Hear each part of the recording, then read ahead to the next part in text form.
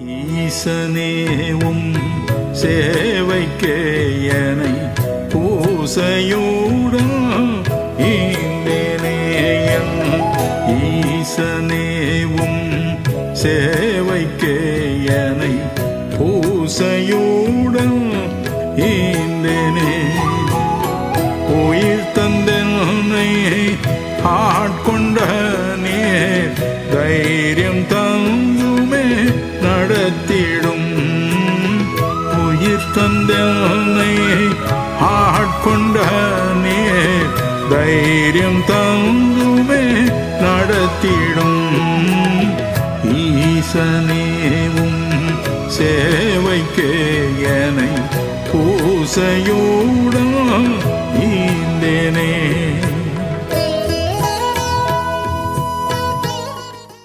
ஆண்டவராகிய இயேசு கிறிஸ்துவின் இனிய நாமத்தில் வந்திருக்கும் உங்கள் அனைவருக்கும் எங்கள் ஸ்தோத்திரங்கள். தேவன் நமக்கு ஆறுதல் அளிக்கிறவராக இருக்கிறார். ரெவலேஷன் 21:4 வெளிப்படுத்தின விசேஷம் 21ஆம் அதிகாரம் 4ஆம் வசனம். எடுத்தவர்கள் வாசிக்கலாம். அவர்களுடைய கண்ணீர் யாவையும் தேவன் துடைப்பார். போதும், அவர்களுடைய கண்ணீர் யாவையும் தேவன் துடைப்பார். நம்மளுடைய கண்ணீரையும் தேவன் துடைக்க வல்லவராய் இருக்கிறார்.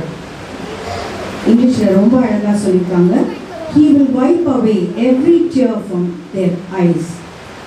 இன்னைக்கும் நம்ம கூட நம்ம இந்த தருணத்துல நம்ம எல்லாருமே அவரை நினைச்சு நம்ம இந்த துக்க நிவர்த்தி ஆறுதல் கூட்டத்தில் கலந்து கொண்டிருக்கும் உங்கள் அனைவரையும் அன்புடன் வரவேற்கிறோம்.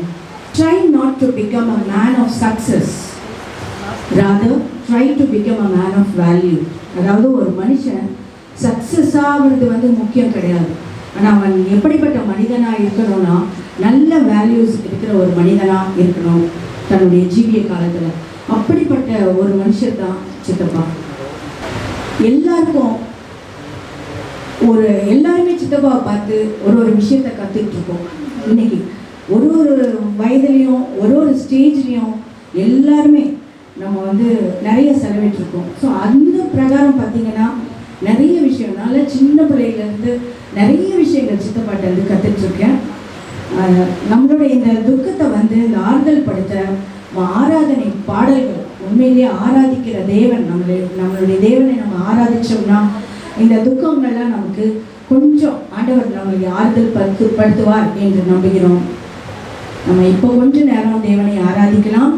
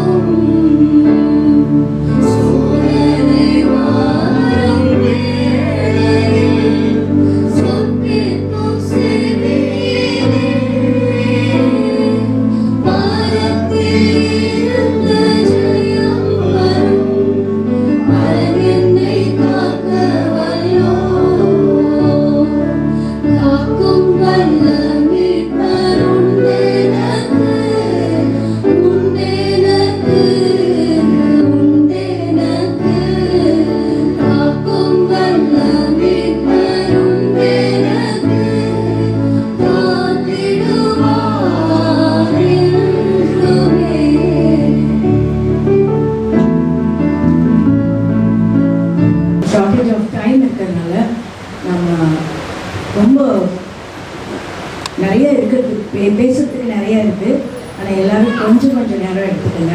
இப்போ அருள்தாஸ் மாமா.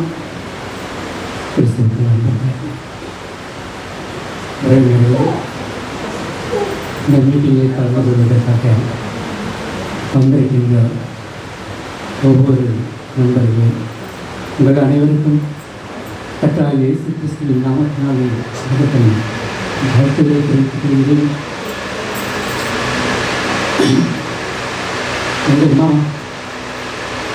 இந்த சென்னை பட்டணத்திற்கு வந்ததற்கு ஒரு காரணம், எப்படியாவது ஒரு பெரிய நடிகனாக வேண்டும் என்பதற்காகத்தான் இந்த சென்னை பட்டணத்திற்கு வந்தார். அது கிடைக்காத பட்சத்திலே அவர் வந்து அந்த நடிப்பிலே ஏமாற்றம் அடைந்தபடினாலே ஒரு குடிகாரனாக மாறினார். மீண்டும் அவர் எப்படியாவது வெளிநாட்டுக்கு போக வேண்டும் என்று சொல்லி ஐயா அம்மா அந்த எஸ்டேட்ல சம்பாதித்த பணத்தை எல்லாம் அவருக்காக செலவு பண்ணார். அதுவும் வாய்க்கவில்லை. எப்படியாவது ஒரு சொந்த பிஸ்னஸ் இங்கே பண்ணலாம் அப்படின்னு சொல்லி ஒரு பிஸ்னஸ் பண்ணார். அதுலேயும் கொஞ்சம் நஷ்டம் வந்தது.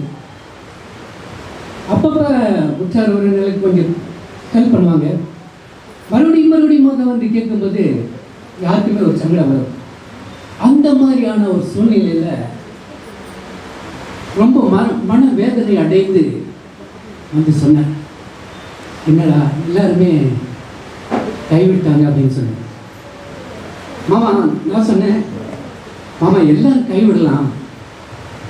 அப்போ அந்த விஸ்வவாணி அந்த 8 மணிக்கு அந்த நிகழ்ச்சி போடுவாங்க, இந்த செய்தி கேளு உனக்கு ஆசீர்வாதமாக இருக்கும் அப்படின்னு சொல்லிட்டு அந்த செய்தியை போட்டேன்.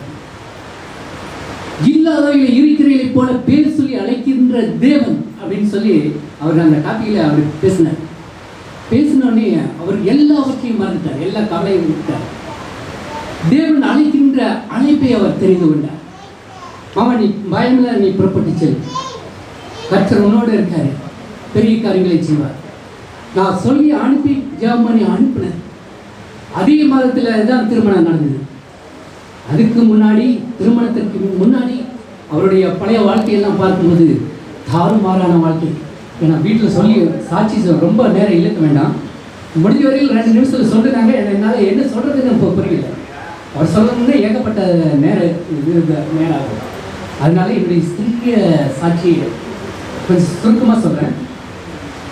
அந்த சூழ்நிலையில் தான் அவர் அதே மாதத்தில் திருமணமானது. அது பிற்பாடு அந்த வார்த்தையின் பிரகாரமாகத்தான் அவர் ஊழியத்துக்கு வந்தார். அதில் ஊழியத்தில் 5 வகை இருக்கு. அந்த 5 வகையிலும் சுவிசேஷ ஊழியங்கிறது ரொம்ப பாரம் மிகுந்த ஊழியம். ஒரு பாஸ்டர்னா 4 ஆத்மாக்கள் வரும், அவருக்கு ஏதாவது சப்போர்ட் கிடைக்கும். ஆனால் இவர் அப்படி இல்லை. சுவிசேஷம் என்பது கிடைச்சா கிடைக்கும், கிடைக்கலன்னா போகும், அந்த மாதிரி தான். வெளியாவோ போல அவர் பயங்கரமான ஊழியம் செய்தார். ஒவ்வொரு இடத்திலும் அவருடைய பேச்சுகள் அநேகரை தொட்டது. யாரெல்லாம் மனமுடைந்திருந்தாங்களோ அந்த வார்த்தையின் மூலமாக, அவர் பேசிய பேச்சின் மூலமாக கர்த்தரண்டையிலே நெருங்கி வந்தார்கள். கர்த்தருக்கு சாட்சியாக ஜீவித்துக் கொண்டு இருக்கின்றார்கள். பிசாசுகள் எல்லாம் அவர் ஜம்ப் பண்ணும்போது, அவர் உள்ள வரும்போதே பிசாசெல்லாம் தொப்புன்னு விழுந்து நான் நேரில் பார்த்துருக்கேன். அது மாத்திரமல்ல, ராணிப்பேட்டை போவோம், அரக்கோணம் போவோம், இப்படியெல்லாம் போகின்ற இடத்துல எல்லாம் ஒரு பிச்சைக்காரங்க வருவாங்க. அப்போ நான் நினைக்கிறேன், அவங்க காணிக்கை கொடுக்க போனாங்க. அந்த காணிக்கையெல்லாம் அவருக்கு வச்சுக்க மாட்டார். உடனே கேட்குறவங்களுக்கு பிச்சைக்காரன் வந்தால் நீ சாப்பிட்டியா அப்படின்னு தான் கேட்பாரு.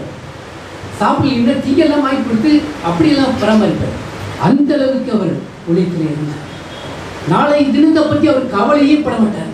எத்தனை உறவினர்கள் வந்தாலும் சரி, எத்தனை ஊழியக்காரர்கள் வந்தாலும் சரி, அவர் காணிக்கை கொடுத்து அனுப்பாமல் இருக்க மாட்டார். அப்பேற்பட்ட ஒரு ஊழியன்னா ஒருவன் தன்னைத்தான் வெறுத்து சிலுவை எடுத்து பின்பற்ற கடவுள்னு சொன்னார். அந்த வார்த்தையின் பிரகாரமாக அவர் செய்து முடித்தார். இன்னைக்கு ஒரு நல்ல தகப்பன், ஆவிக்குரிய தகப்பனை இழந்திருக்கிறோம், நல்ல ஒரு ஆலோசகரை இழந்துட்டோம். இதெல்லாம் எங்களுக்கு மன வேதனை. அவர் பழகிறது சாதாரணமாக பழக மாட்டார். ஒரு நண்பனை போல, சொந்தக்காரங்க பெரியவங்க சின்னவங்க அப்படின்னாலும் பார்க்க மாட்டார். அப்படி ஒரு நண்பனை போல இருந்தார். ஒரு ஆவிக்குரிய தகப்பனை இழந்திருக்கிறோம். நல்ல ஒரு ஆலோசனைக்காரரை இழந்திருக்கிறோம். ஆலோசனை இல்லாத இடத்துல என்ன பண்ணுவாங்க, ஜனங்கள் சீர்கிட்டு போவாங்க. ஆலோசனைக்காரர் இழந்திருக்கிறோம், ஆவிக்குரிய தகப்பனை இழந்திருக்கிறோம். என்னுடைய சிறிய சாட்சியை இருக்கிறேன். நேரம் இல்லாத காரணத்தினால அநேகர் பேசுறதுனால என்னுடைய சிறிய சாட்சியை இருக்கிறேன். நேரில் வர முடியாதவங்க வர்ச்சுவலாக அவங்க சொல்ல வேண்டியதை ஸ்க்ரீனில் சொல்லியிருக்காங்க. அதுவும் கொஞ்சம் பார்க்கலாம். கர்த்தர் நல்லவர் என்பதை ருசித்து பாருங்கள் என்று சொல்லப்பட்டிருக்கிறது.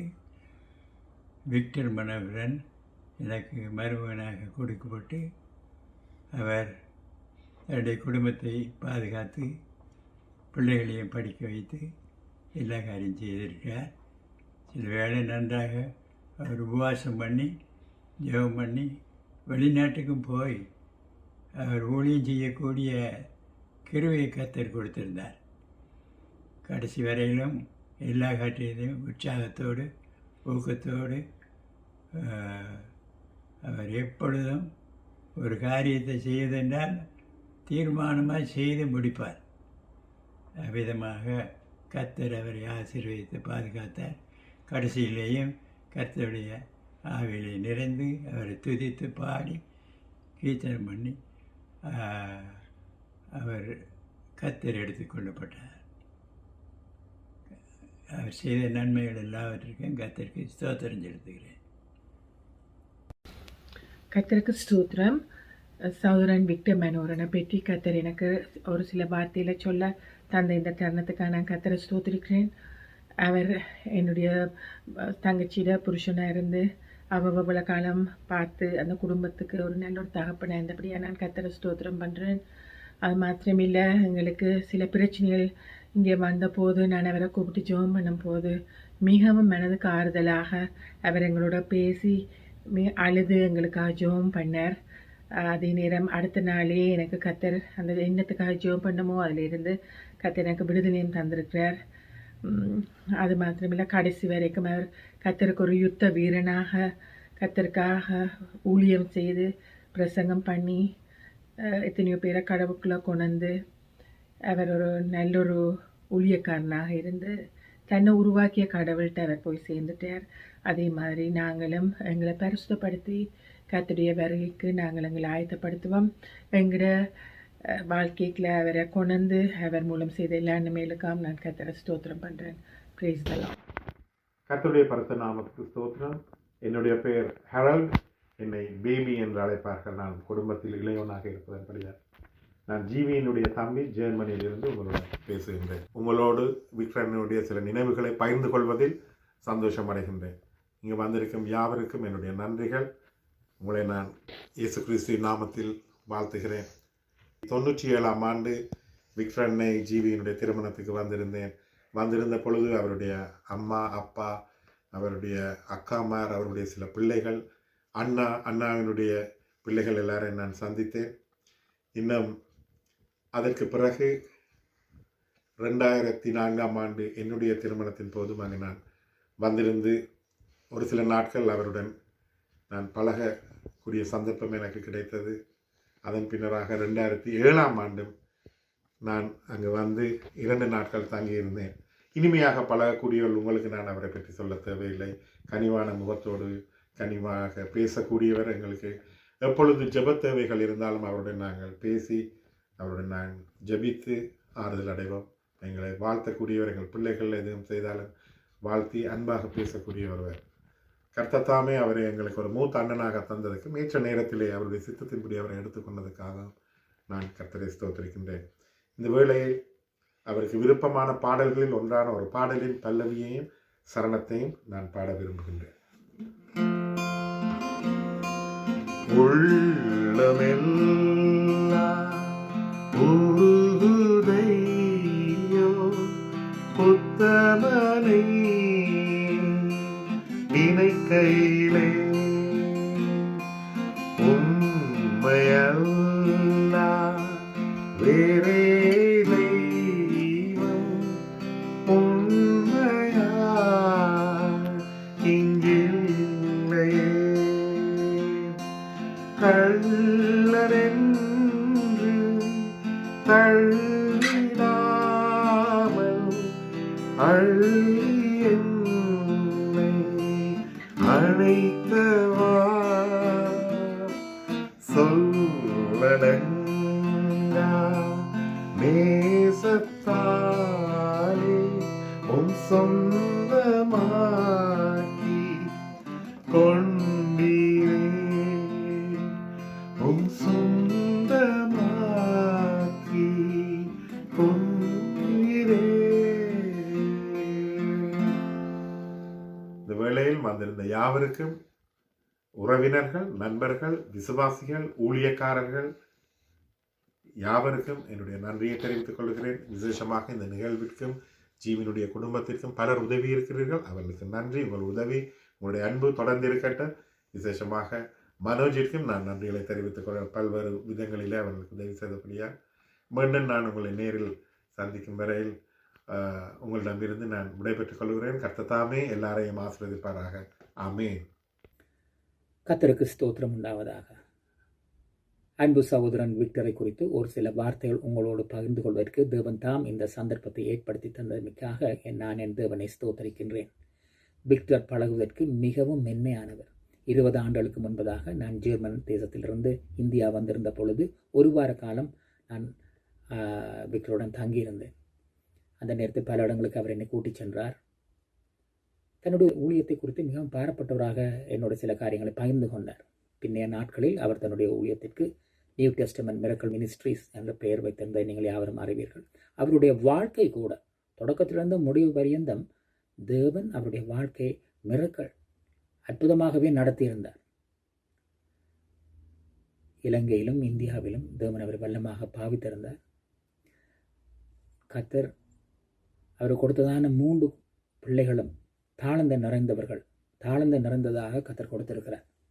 பாடல் பாடுவதில் என்றாலும் சரி, இசைகள் கருவிகள் மீட்டுவதில் என்றாலும் சரி, தேவநாம மகிமைக்கு அவர்கள் தொடர்ந்தும் அந்த பணியை செய்து தேவனுடைய நாமத்தை மகிமைப்படுத்துவார்கள் என்று நாங்கள் விசுவாசிக்கின்றேன். விக்டருடைய பிரிவின் பிறகும், விக்டர் இருந்த பொழுதும் அவருடைய பிரிவின் பிறகும் என்னுடைய தங்கைக்கும் பிள்ளைகளுக்கும் உதவி செய்கிறதான அவருடைய சகோதரருடைய குடும்பங்களை கர்த்தர் தாம் நிறைவாக ஆசீர்வதிப்பார். விசேஷமாக தம்பு, அருள்தாஸ், இந்த பேருடைய பெயர்கள் எங்களது பரிச்சயமான பெயர்கள்.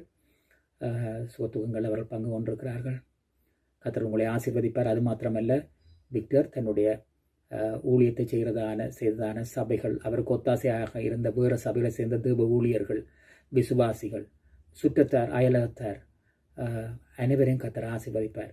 தொடர்ந்தும் நீங்கள் யாவரும் இந்த குடும்பத்துக்கு ஒத்தாசையாக இருக்கும்படியாக நான் கேட்டுக்கொள்கிறேன். கர்த்தர் தாம் இம்மட்டும் பாதுகாத்தார். இனிமேலும் அவர் தன்னுடைய சிறகின் நிழலில் இந்த குடும்பத்தை மறைத்து பாதுகாத்து இந்த குடும்பத்தினுடைய தேவைகள், இந்த குடும்பத்துக்கான சகல தேவைகளையும் கர்த்தர் சந்திப்பார் என்று நான் விசுவாசித்து ஒரு பாடலை பாடி இந்த நேரத்தை நான் நிறைவு செய்கிறேன். கர்த்தர் தாமே உங்களை ஆசீர்வதிப்பாராக.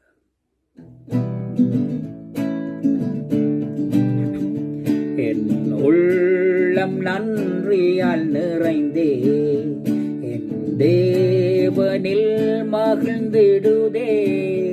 என் உள்ளம் நன்றியால் நிறைந்தே என் தேவனில் மகிழ்ந்திடுதே. மாறிடாடைக்கலம் நீரே, என்றும் என் தஞ்சமும் நீரே. மாறிடாடைக்கலம் நீரே, என்றும் என் தஞ்சமும் நீரே. சிறகதின் நிழலில் மறைத்தென்னை காத்த நீரே. சிறகதின் நிழலில் மறைத்தென்னை காத்த நீரே. நீரே என் ஜீவனும் விலனும், நீங்கிட மறைவிட நிழலும். நீரே என் கீதமும் விலனும், நீங்கிட மறைவிடம் நிழலும்.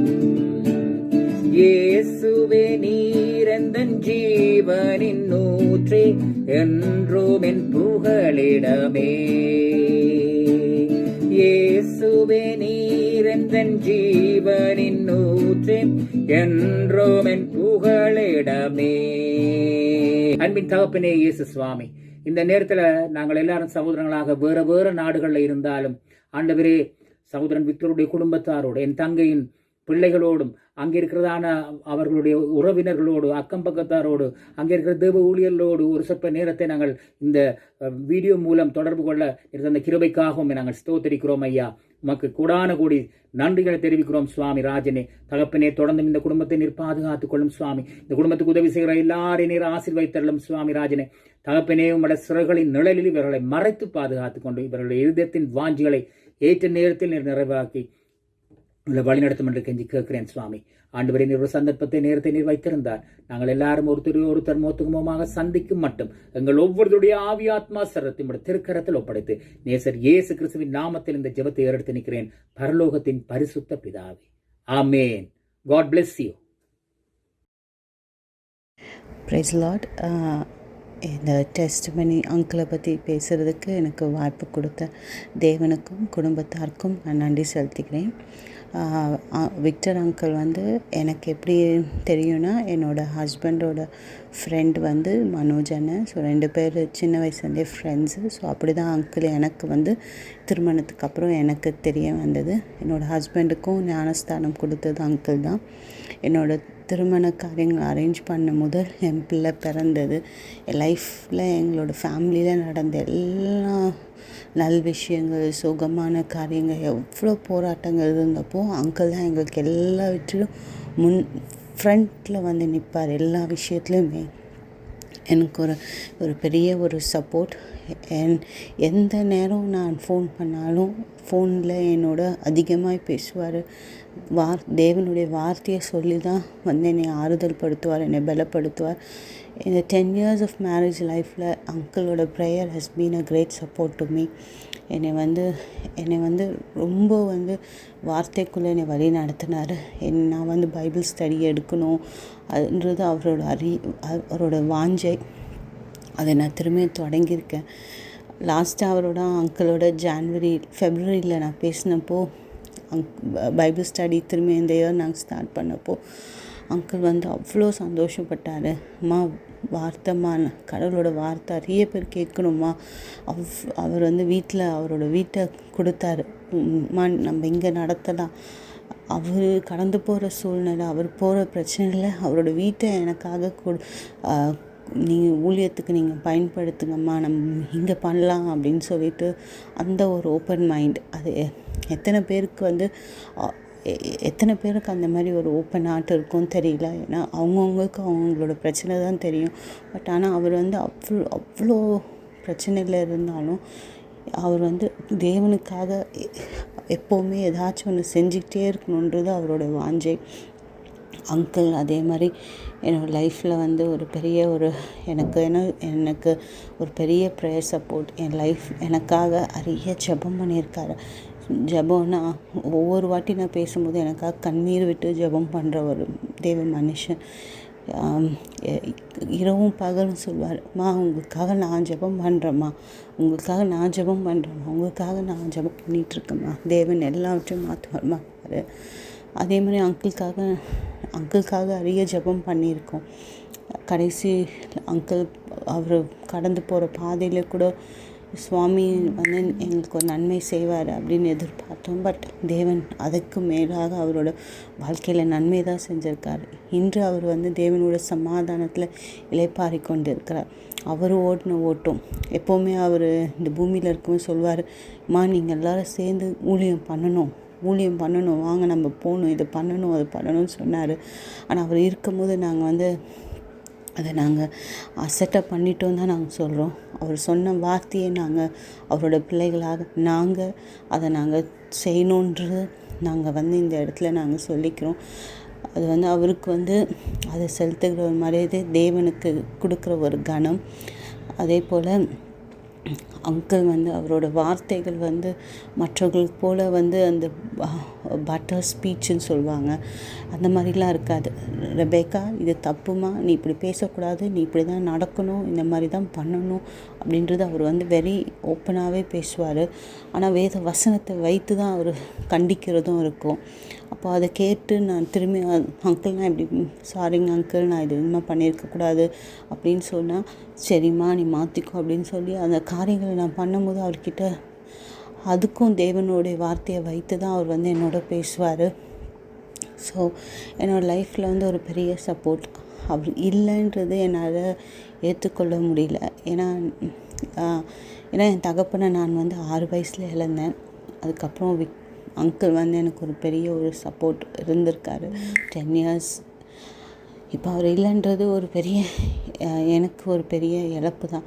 But I know is in a very good and a better place with heavenly father. எனக்கு அந்த விசுவாசம் இருக்கார், முகமுகமாக நானும் ஒரு நாள் சந்திப்பேன்றது. அவர் விட்டுட்டு போன ஊழியங்கள், அவர் சொன்ன நல்வார்த்தைகள், அவர் சொன்ன காரியங்களை நான் என் குடும்பமும் பின்பற்றும். God is really strengthening me and my family for his loss. என்னோட ஃபேமிலிக்கு வந்து ஒரு பெரிய ஒரு ப்ரேயர் சப்போர்ட். God வந்து அவரை ஒரு நல்ல ஒரு இடத்துல தான் வச்சுருக்காருன்னு அந்த விசுவாசம் எங்களுக்கு இருக்குது. And I thank everyone. I thank the Lord for this opportunity to share few words about Uncle. Thank you. கிறிஸ்துவுக்குள் பிரியமானவர்களே, இந்த நாட்களில் நம்ம விட்டு பிரிந்து சென்ற சகோதரர் விக்டர் மனோகர் அவருடைய சகோதரருடைய நினைவாக இந்த சாட்சியை நான் பகிர விரும்புகிறேன். என்னுடைய வாழ்க்கையில் கர்த்தர் பெரிய கிருபையாய் எனக்கு அருளின ஒரு சகோதரர் அவர். எல்லாரிடத்திலும் மிகவும் அன்பாகவும் உண்மையாகவும் தாழ்மையுடன் எப்பொழுதுமே இருக்கக்கூடியவர். அவருடைய பேச்சில் எப்பொழுதுமே ஒரு பெருமையான காரியத்தை பார்க்கவே முடியாது. ஆனால் தேவன் அவரை அபரிவிதமாய் பயன்படுத்தினார். அவர் ஒரு உடைந்த பாத்திரம், ஆனால் அவர் அநேகருடைய வாழ்க்கையில் பயன்படுத்தினார். அநேகருடைய விசுவாசங்கள், போராட்டங்கள், விசுவாசத்தை உறுதிப்படுத்தவும் போராட்டத்தை வெல்லவும் அவருடைய ஜெபம் மிகவும் வல்லமையாய் பயன்பட்டது. இதற்கு நான் ஒரு முக்கிய சாட்சியாக இருக்கிறேன். நான் சாராளை போல உள்ளத்தில் ஒரு சின்ன நகைத்தேன். எனக்கு 50 வயது ஆகிவிட்டது. நான் எந்த வேலைக்கும் செல்லவில்லை, வீட்டில் தான் இருந்து சமையல் பண்ணிட்டு இருக்கேன். என்ன சகோதரர் திடீரென்று இப்படி ப்ரேயர் பண்ணுறாரே, ப்ரேயரில் இப்படி ஒன்று சொல்லுகிறாரே என்று. ஆமேன். எனக்கு என்ன ஒரு ஆச்சரியம் தெரியுங்களா, நான் வேலைக்கே போகாத ஒரு பெண், எனக்கு எப்படி பதவி உயர் வரும்? ஒரு வாரத்தில் என்னுடைய சபை போதகர் என்னை கூப்பிட்டு இருந்தார். சகோதரியே என்னை வந்து சந்திங்க என்று நான் போனேன். அப்பொழுது ஒரு பெரிய கமிட்டி, ஒரு 15 பேர் உட்கார்ந்துருந்தார்கள். கமிட்டி மெம்பர்ஸ் எல்லாம் உட்கார்ந்துருந்தாங்க. சகோதரி இங்கே அமருங்க இந்த நாற்காலியில். நாங்கள் என்ன விசேஷம், ஏதாவது மீட்டிங் நடந்துட்டு இருக்கிறது போல, நான் எதற்கு உங்களை தொந்தரவு பண்ண வேண்டும், என்னை அழைத்ததனுடைய நோக்கத்தை மட்டும் சொல்லுங்க அப்படின்னு சொன்னேன். இல்லை சகோதரி, அழைத்தது நோக்கமே உங்களுக்கு தான் இம்பார்ட்டன்ட் மேட்டர் அப்படின்னாங்க. சரி, நான் உட்கார்ந்தேன். சகோதரி, நம்மளுடைய பேப்டிஸ்ட் சர்ச் 103 ஆண்டுகள் கடந்து வந்த ஒரு பள்ளி இருக்கிறது. அந்த பள்ளியிலே உங்களை கரஸ்பாண்டண்ட்டாக நாங்கள் தேர்ந்தெடுத்திருக்கிறோம். ஒட்டுமொத்தமாக ஒரு மனதுடன் நாங்கள் தேர்ந்தெடுத்திருக்கோம். ஆகவே உங்கள் பேரை நாங்கள் கவர்மெண்ட்டில் பதிவு பண்ணிட்டோம். ஏன்னா இது கவர்மெண்ட் எய்டட் ஸ்கூல். எனவே நீங்கள் கண்டிப்பாக இந்த பள்ளியில் நீங்கள் கரஸ்பாண்டண்ட்டாக பணி புரிஞ்சே ஆக வேண்டும் என்று மிகவும் என்னை ரெக்வஸ்ட் பண்ணி கேட்டார். அன்பானவர்களே, அவர் சகோதரர் ஜெபித்த பொழுது நான் நகைத்தேன். ஆனால் உண்மையிலே தேவன் எவ்வளவு உண்மை உள்ளவர். என்னுடைய விருப்பத்தை, மன விருப்பத்தை சகோதரன் மூலியமாக தீர்க்க தரிசனமாக எனக்கு அறிவிக்கப்பட்டது. உண்மையாக நடந்தது. இது உண்மையான ஒரு சாட்சி. இது ஆச்சரியமான ஒரு சாட்சி. 4 வருடங்கள் இப்போது 4வது வருடத்தில் நான் பணிபுரித்து கொண்டு வருகிறேன். தேவனுக்காக சேவை செய்ய கூடிய ஒரு சூழ்நிலையை எனக்கு உருவாக்கி கொடுத்ததுக்காக தேவனுக்கு நன்றி செலுத்துகிறேன். என் வாழ்க்கையில் இன்னும் விசுவாசத்தை நான் பலப்பட சகோதரனை பயன்படுத்தினதற்காக நான் தேவனுக்கு நன்றி சொல்கிறேன். அவ்வளோ ஒரு உண்மையான தீர்க்க தரிசனத்தை ஆச்சரியப்படத்தக்க விதத்தில் எனக்கு நடந்திருக்கிறது என்றால் இன்னமும் எனக்கு ஆச்சரியமாக தான் இருக்கிறது. அவர் எப்படி என்னை திடீரென்று கூப்பிட்டு உங்களுக்கு ஜெபிக்க வேண்டும் என்று சொன்னார். என்னுடைய சபையை பற்றி அவருக்கு தெரியாது. என்னுடைய சபையினுடைய எந்த முடிவு என்ன நடந்து கொண்டிருக்கிறது என்பதே அவருக்கு தெரியாது. என்னை கூப்பிட்டு திடீரென்று உனக்கு ஒரு பதவி உயர்வு வரப்போகுது சகோதரி, தேவன் சொல்லுகிறார் என்று சொன்னார். அது அவர் சொன்ன பொழுது நான் எவ்வளோ யோசித்தேன். ஆனால் உண்மையிலே என் வாழ்க்கை நடந்த பிறகு முதலில் அவருக்கு தொலைபேசி அழைத்து, தேவனுக்கே மகிமை உண்டாவதாக சகோதரரே, நீங்கள் எனக்கு சொல்லின அந்த தீர்க்க தரிசனம் நிறைவேறிவிட்டது, ஆமென் என்று ஒரு பெரிய சத்தம் போட்டார். அல்லேலூயா என்றார். என்னுடைய வாழ்க்கையில் இது இப்படி ஒரு ஆச்சரியமான நிகழ்ச்சி நடைபெற்றது அப்படின்னு என்று நான் ஷேர் பண்ண. தேவன் உண்மையுள்ளவர் சகோதரி, உண்மையை தான் நான் சொன்னேன். அவர் சொன்னதே நான் உங்களுக்கு சொன்னேன். ஆகவே அது உண்மையாய் நடந்தது. ஒருபொழுதும் தேவன் பொய் சொல்லுகிற தேவன் அல்ல என்று ஊக்கத்துடனே சொல்லி நாங்கள் இருவரும் ஜெபித்து முடித்தோம். உண்மையிலே தேவன் உண்மையுள்ள ஊழியக்காரர். அவர் விக்டர் மனோகரன் சகோதரர் ஒரு உண்மையுள்ள ஊழியக்காரர், தாழ்வை உள்ளவர், அன்பானவர். இவையெல்லாம் அன்பின் கனிகள் அவரிடத்தில் நாம் பார்க்க முடிந்தது. ஆகவே நாம் நிறைய கற்றுக்கொள்ள வேண்டிய விஷயம் அவரிடத்தில் இருக்கிறது. ஆகவே தேவன் அவரை பயன்படுத்தினதுக்காக தேவனுக்கே கோடான கோடி ஸ்தோத்திரம். அந்த குடும்பத்தாருக்கு என்னுடைய நன்றியை தெரிவித்துக் கொள்கிறேன். ஆமென். பாஸ்டர் மார்ட்டின் எல்சடாய் அவர்கள் குடும்பத்தாரோடு வந்திருக்கிறார்கள். அவரை அன்புடன் வரவேற்கிறோம். I request Pastor Martin Elchadai to give his evangelical deeds. ஊழியர்கள் ஜெனரேஷன், கிறிஸ்தவன் ஜெனரேஷன், நல்லா கிறிஸ்தவன் ஜெனரேஷன், அதுக்குள்ள ஊழியர்கள் ஜெனரேஷன். ஆக நம்ம இப்போ how we be now இதெல்லாம் கத்தர் வேணும். கத்தர் சொல்கிறது சொல்கிறேன். அவர் ஒரு ப்ராப்ளம், நானும் ஒரு ப்ராப்ளம். சமயத்துக்கு ஏற்ற வார்த்தை சொல்கிறேன். இப்போ நம்ம எப்படி இருக்கணும், இப்போ எப்படி இருந்த கத்தர் மகிமை. இப்போ உங்களுக்கு என்னத்தை பார்க்கணுன்னா, விசுவாசத்தை பார்க்கணும்னா விசுவாசம் ஜோடகாய்த்தாங்க. நான் ஒன்றும் சொல்ல மாட்டேன். நான் 20 நிமிஷம் முடிச்சுக்கிறேன். இப்போ விசுவாசத்தை நம்மள்கிட்ட விசுவாசம் பார்த்து, அப்பா இவங்க வேற ஜெனரேஷன்ப்பா அப்படின்னு நம்மை கொடுத்து பயப்படணும். விசுவாசம் வெளிப்பட வேண்டிய நேரம் இது. ஆனால் நம்ம சரீரத்தில் இருக்கிறோம், துக்கம் வரலாம், அந்த பெருமூச்சு வரலாம். ஆனால் இந்த நேரத்தில் உங்கள் விசுவாசம் வெளிப்படுவதற்கு ஒன்று பரிசுத்த ஆவியானவர் உதவி செய்வார். எப்படி உதவி செய்வார்? வசனத்தை ஞாபகம் மூட்டி உங்களுக்கு பரிசுத்த ஆவியானவர் உதவி செய்வார். ரொம்ப சிம்பிளுங்க. நாங்களே எல்லாம் கொடுத்து சொல்ல முடியும். பெரிய இழப்பை கடந்து போனோம், சரியான இழப்பை கடந்து போனோம். அந்த நேரத்தில் ஒரு பலன் பரிசுத்த ஆவியானவர் கொடுத்தார். ஆனாலும் உள்ள ஒரு வெறுமை கொஞ்ச நாள் இருந்துகிட்டே இருந்துச்சு. வெளியே சொல்ல முடியாத ஒரு வெறுமை உள்ளே இருந்து கொண்டிருந்தது. நாம் அவருடைய பிள்ளைகள், நம்மை உடன் நம்ம மேல அவர் கரிசனை உள்ளவர். ஆகவே அந்த வெறுமையை கர்த்தர் அப்படியே வெறுமையாக இருப்பதற்கோ இல்லை அப்படியே ஒடுங்கி போவதற்கோ கர்த்தர் எனக்கு இடம் கொடுக்கல. ஒரு தேவ மனுஷனை அனுப்பினார். தேவ மனுஷன் எனக்கு வார்த்தையை கொண்டு ஏறக்குறைய 1 மணி நேரம் பேசினார். அவர் பேச பேச பேச இந்த வேதத்தில் ஒரு ஆவி இருக்கு, ஒடுங்கின ஆவி. பேசினார்.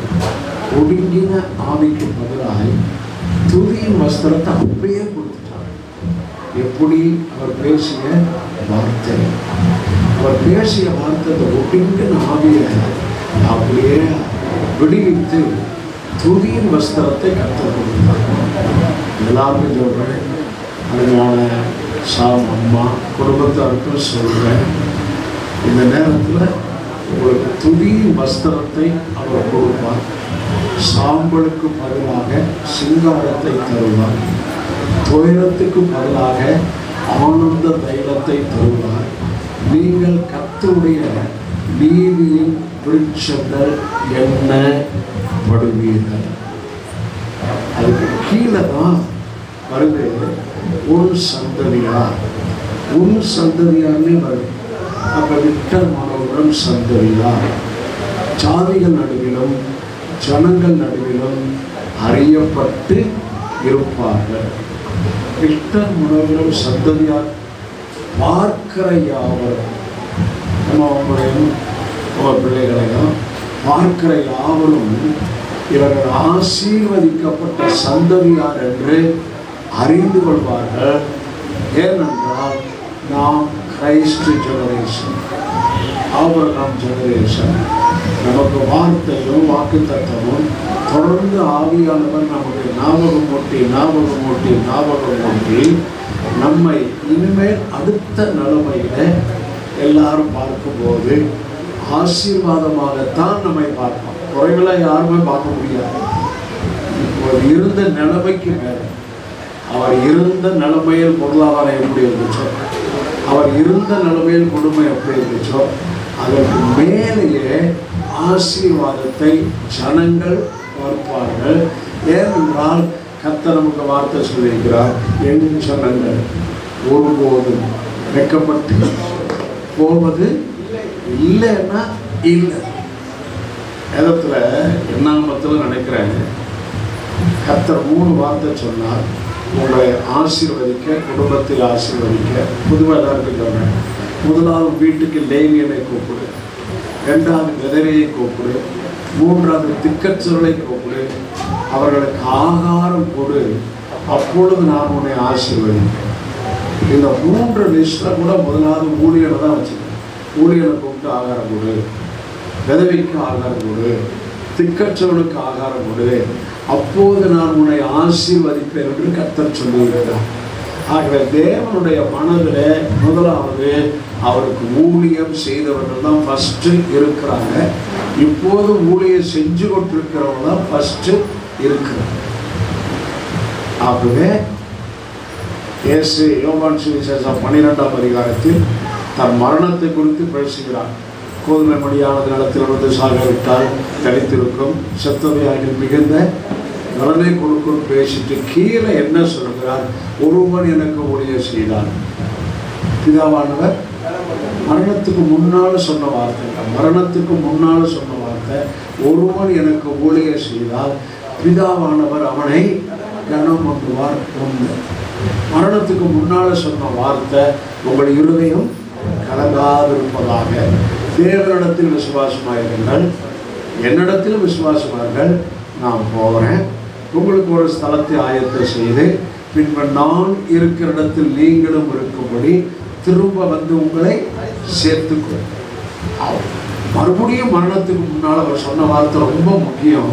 என்ன சொன்னார்னா, நான் உங்களை திக்கற்றவர்களாக விட, நான் போனோன்னா ஒருத்தர் அனுப்ப போகிறேன். அவருக்கு பேர் என்ன? தேற்றரவாளர். அவர் எப்போது உங்களுக்குள்ளே வாசமாக இருப்பார் சொல்லிட்டு போயிட்டாரு. இப்போ நமக்குள்ள பரிசுத்த ஆவியானவர் வாசமா இருக்கிறார்.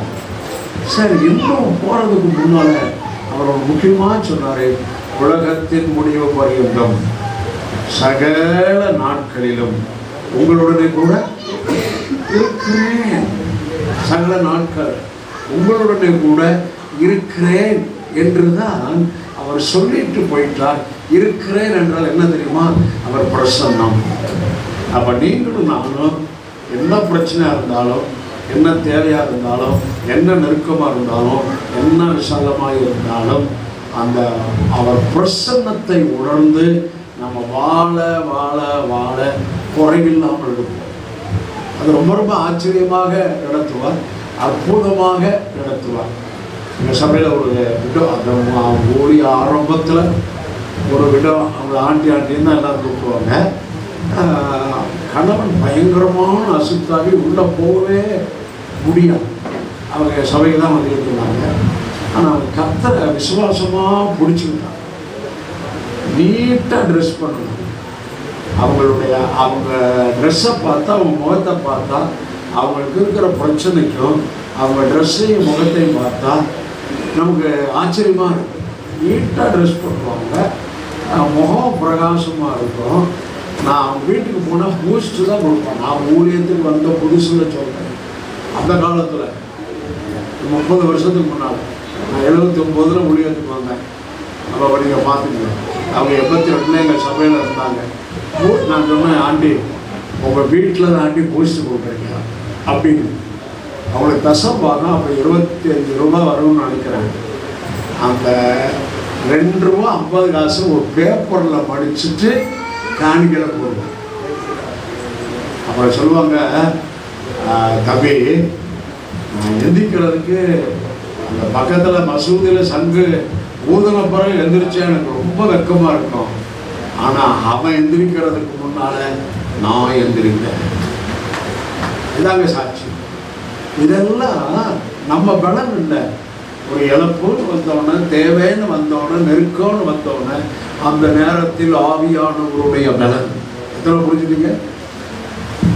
You can't make it through your flesh, through your effort. We need the help of the Holy Spirit for every face the problem. ஒவ்வொரு பிரச்சனையை சந்திப்பதற்கும், விசுவாசத்தோடு இருப்பதற்கும், தைரியத்தோடு இருப்பதற்கும், அவரை மகிமைப்படுத்துவதற்கும் பரிசுத்த ஆவியானுடைய உதவி தேவை. 2வது தேவனுடைய வார்த்தை தேவை. வார்த்தை இல்லாட்டி நம்ம ஒன்றெல்லாம் போயிடும். அதனாலதான் தாவீது சொல்கிறார், ஜீவனுள்ளோர் தேசம். மேலே சொல்ல ஜீவனுள்ளோர் தேசம்னா ரொம்ப வார்த்தை புரியாதவங்களா இருக்கிறாங்க. ஜீவனுள்ள தேசம் என்று தாவீது இந்த உலகத்தை தான் சொன்னார். ஜீவனுள்ள தேசத்தில் நான் நன்மையை காண்பேன் என்று விசுவாசியாக இருந்தார். அப்பயே அவருக்கு விசுவாசம். ஜீவனுள்ள தேசத்தில் நன்மையை காண்பேன் என்று விசுவாசியாக இருந்தால் நான் அப்படியே மூழ்கி போயிருப்பேன், ஒன்றும் இல்லாமல் போயிருப்பேன் அன்றைக்கே சொன்னேன். அப்போ நீங்கள் என்ன விசுவாசிக்கணும்? விக்டர் மனோகர ஃபேமிலி என்ன விசுவாசிக்கணும்? நாம் எல்லாம் என்ன விசுவாசிக்கிறோம்? இந்த உலகத்தில் நான் நன்மையை காண்பேன். ஏனென்றால் தேவனுடைய பிள்ளை, அவர் ரத்தத்தில் இருக்கிறேன், அவர் நாமத்தில் இருக்கிறேன், அவர் விசுவாசத்தில் இருக்கிறேன். எல்லா காரியத்துக்கும் நம்ம என்ன பண்ணுறோம்? சொல்ல மாட்டேங்கிறேன், தோத்திரம் பண்ணிட்டு இருக்கிறோம். ஆகவே இந்த உலகத்திலேயே உங்களுக்கு நன்மை வாக்கு பண்ணப்பட்டு இருக்கிறது. தாவீது சொல்றார், கர்த்தாவே உண்மை, அந்த வார்த்தை கவனிங்க, உண்மை நம்புகிறவர்களுக்கு நீர் ஆயத்தம் செய்து வைத்த நன்மை பெருசுன்னு சொல்லுங்க, எவ்வளவு பெரிதா இருக்கு. ஆயத்தம் பண்ணி வைத்த நன்மை சிறுசல்ல, பெருசல்ல, எவ்வளவு பெரிதாய் இருக்கு. உங்களுக்கு நன்மை இருக்கு. அப்படி சாம், உங்க அம்மாவுக்கு, உங்களுக்கு, எனக்கு, உங்களுக்கெல்லாம் நன்மை இருக்கு. நன்மைதான் உங்களுக்கு. அவர் நன்மை செய்கிறவர். ஆகவே நீங்களும் நானும் இந்த வார்த்தை, வாக்குத்தத்தம், அவருடைய உறவு, வேத தியானம், எல்லாரையும் ஆசீர்வதிப்பது, எல்லாரையும் வாழ்த்துவது, அந்த நிலைமையில நாம் இருக்க இருக்க இருக்க கீழாகமல் மேலாவோ, வாழாகமல் தலையாவோ, அநேகர் நம்மளை பார்த்து பேக்கத்தக்கதாக நம்மையும் நம்முடைய சந்ததியும் கர்த்தர் ஆசீர்வதிப்பார், போஷிப்பார், உடுத்திவிப்பார். இன்னும் சரியா சொன்னா இனிமேல் தான் நல்லா உங்களை போஷிக்க போறாரு. இனிமேல் தான் நல்ல விசாலமான வீடுலாம் உங்களுக்கு வரப்போகுது. இனிமேல் தான் உங்களை பார்த்து ஆச்சரியப்படுற அளவுக்கு இந்த ஊழியக்காரருடைய சந்ததியை, பிள்ளைகளை ஆசீர்வதிப்பார். ஒரே ஒரு வருஷம் 2 வருஷம் சொல்லி முடிக்கிறாங்க. தேவன் தமது கிரியை ஊழியக்காரருக்கும் தமது மகிமையை பிள்ளைகளுக்கும் விளங்க செய்வாராக. கிரியை ஊழியக்காரருக்கு, மகிமை பிள்ளைகளுக்கு, விளங்க செய்வாரா. இனிமேல் தான் விளங்க போகுது. அவர் ஊழியக்காரர் கிரியை செஞ்சுட்டு முடிச்சிட்டாரு, ஓட்டத்தை முடிச்சிட்டாரு, விசுவாசம் காத்துக்கிட்டாரு. ஆனால் இனிமே பிள்ளைகளுக்கு மகிமையை விளங்க செய்வார். காரியம் அது பாட்டுக்கு ஆச்சரியமாக நடக்கும், தானாக நடக்கும், அற்புதமாக நடக்கும். சிங்கக்குட்டிகள் தாழ்ச்சடைந்து பட்டினியாக இருக்கும். கர்த்தரை தேடுகிறவர்களுக்கோ நன்மை குறைவுல ஒரு நன்மையும் குறைய விடாது. நம்ம விசுவாசிக்கிறதா, அவருக்கு நன்றி சொல்றதா, வேதத்தை வாசித்தா அவர் செய்வதெல்லாம் வாய்க்கும். இரவும் பகலும் தியானமா இருக்கிற மனுஷன் பாக்கியவான். தியானம் என்பது மனதுக்கு அடுத்தது, தியானம் என்பது வாய்க்கு அடுத்தது. மற்ற இந்த வாயில முடிக்கிட்டே இருக்கணும். வசனத்தை கொஞ்சம் அசை போட்டு மனசுல அப்படியே வச்சுக்கிட்டே இருக்கணும். அவங்க செய்வதெல்லாம் வாய்க்கும். அவங்களுக்கு வெற்றி தான், அவங்களுக்கு ப்ராஸ்பரிட்டி தான், அவங்களுக்கு வசதி தான், அவங்களுக்கு நன்மை தான். இது எல்லாம் வேதத்தில் எல்லாருக்கும் சொன்ன ஆசீர்வாதம். புரியுதானே? அம்மா நீ மனைவி சேர்த்துட்டா உன் பிள்ளைகளுக்குன்னு சொல்லலை, உன் புருஷன் இருந்தாச்சு உன் பிள்ளைகள் சொல்லலை. இப்போ நான் சொன்னதெல்லாம் வேதத்தில் அவருடைய பிள்ளைகளுக்கு சொன்ன ஆசீர்வாதம். கரெக்ட் தானே? நம்ம அவருடைய பிள்ளைகள் என்ன தம்பி, அதை விட ஊழியக்காரி பிள்ளைகள். அப்போ எவ்வளவு ஆண்டவர் அவர் மேலே எல்லா பரிசுத்தவான்களுக்கு ஊழியம் செய்ததுனாலும் செய்து வருகிறதுனாலும் தமது அன்பின் நாமத்திற்காய் காண்பித்த பிரயாசங்கள் எல்லாம் மறந்து போக தேவன் அநீதியுள்ளவர் அல்லவே. அப்போ அவருக்கு தானே பிரயாசப்பட்டாரு, கிங்டம் தானே பிரயாசப்பட்டார். சரி, அவர் மாத்திரம் பிரயாசப்படல, விசுவாசிகளும் அவருக்கு தான் பிரயாசப்பட்டு இருக்கிறீங்க. கரெக்ட் தானே? ஏதாவது ஒரு பிரயாசத்தை நீங்க கர்த்தருக்காக கிங்டமுக்காக செஞ்சுட்டு இருக்கிறீங்க. உங்கள் பிரயாசங்களை தேவன் மறந்து போக அநீதியுள்ளவர் அல்லவே. அப்படின்னா உங்கள் பிரயாசம் ஒவ்வொன்றையும் கணக்கு வச்சு உங்களுக்கு நீங்க புரியாத அளவில் உங்களை கனப்படுத்தி மேன்மைப்படுத்தி உங்களுக்கு நிறைவானவரா போதுமானவரா சொல்ல மாட்டேன், மோர் தென் எனஃபா சர்ப்ளஸா கடன் கொடுக்கிறவர்களாய் கர்த்தர் உங்களை வேதத்தின்படி ஆசீர்வதிப்பார். ஏனென்றால் அவர் மறக்கிறவர் அல்ல. ஒவ்வொன்றையும் கணக்கு வச்சு அதனுடைய ஆசீர்வாதங்களை கொடுக்கிறார். 1 Corinthians 15 உயிர்த்தெழுதலை குறித்து ஒரு வசனம் சொல்லி அதுவும் பிரயாசம் தான் வருது. உயிர்த்தெழுதலை குறித்து பவுல் எழுதிட்டு கடைசியில் எப்படி முடிக்கிறார்னா, கிறிஸ்துவுக்குள் நீங்கள் படுகிற பிரயாசத்தில் விட்டுறக்கூடாது. ஒரு இழப்பு வந்தோன்னா, ஒரு சோதனை வந்தோன்னா, நெருக்கம் வந்தோன்னா அவரை விட்டுறக்கூடாது. நீங்கள் பிரயாசத்தில் உறுதியாயிருந்து கர்த்தருடைய கிரியில எப்போதும் பெருகுகிறவர்களாயிருப்பீர்களா. பிரயாசத்துல உறுதியா இருந்து உயிர்த்தெழுதலை எழுதிட்டு தான் கீழே சொல்றாரு, ஆதலால் என் சகோதரரே நீங்கள் கர்த்தருக்குள் பிரயாசத்துல உறுதியா இருக்க, அவர் கிரியில பெருகிட்டே இருக்க, உங்களுக்கு எல்லாவற்றிலும் கர்த்தர் ஆசீர்வாதங்களினால் நிரப்புவார். நம்முடைய தாடி போஷிக்கிறவர், நம்முடைய தாடி உடுத்து வைக்கிறவர். அவர் போஷித்தா அது ஆரோக்கியம், அவர் போஷித்தா அது குறைவில்லாமல் போஷிப்பார். உடுத்து வைத்தா சாலமோன் முதலாய் சர்வ மகிமையில அப்படி உடுத்துனதே இல்லை. அப்படிதான்ப்பா நீங்கள்லாம் நீங்கள் எல்லாம் 3 பேரும் உடுத்து வைக்க, அப்படிதான் உடுத்து வைக்க. விசுவாசிக்கிறீங்களா? நம்மெல்லாம் அப்படிதான் உடுத்துறோம்னு கர்த்தர் சொல்லியிருக்கிறாரு. அதை தான் உங்களுக்கு சொல்கிறேன். கர்த்தர் இந்த குடும்பத்தை ஆசீர்வதிப்பாராக, பலப்படுத்துவாராக. இந்த வாழ்த்து சொன்னவர்களையும் அவங்க ஃப்ரெண்ட்ஸு, அவங்க ஃபேமிலி மெம்பர்ஸ் எல்லாரையும் ஆசீர்வதிக்கிறேன். அவர் பார்த்தா இப்போ கூட சினிமா நடிக்கிற மாதிரி தான் இருக்கிறார். என்ன சொன்னாங்க, சினிமா நடிக்க வந்தாருன்னு சொன்னாங்க. இப்போ கூட சினிமா நடிக்கிற ஒரு டைரக்டர் மாதிரி இருக்கார், பேர் வர மாட்டேங்குது. அவர் ஓட்டத்தை முடிச்சுட்டாருங்க. ஆனால் அவங்களுக்கு பலன் கொடுத்துங்க, உங்களுக்கு ஆசீர்வாதம் கொடுத்துங்க. நீங்கள் அதுக்கு மேலே தான் ஆசீர்வாதமாக ஜனங்கள் பார்ப்பாங்க, உறவினர்கள் பார்ப்பாங்க, நண்பர்கள் பார்ப்பாங்க. அதுபடிதான்ப்பா உங்களை பார்க்குறோம் அப்படின்னு சொல்லுவாங்க. உங்களுக்கு மாத்திரம் சொல்லலை, உங்களுக்கு சொல்கிறேன், நம்ம பிள்ளைகளுக்கு சொல்கிறேன், சந்ததிக்கு சொல்கிறேன், எனக்கு சொல்கிறேன், என் பிள்ளைகளுக்கு சொல்கிறேன், கர்த்தர் ரொம்ப ரொம்ப ரொம்ப நல்லவர். அவர் நமக்கு ஒருபோது தீமை செய்யவே மாட்டார்.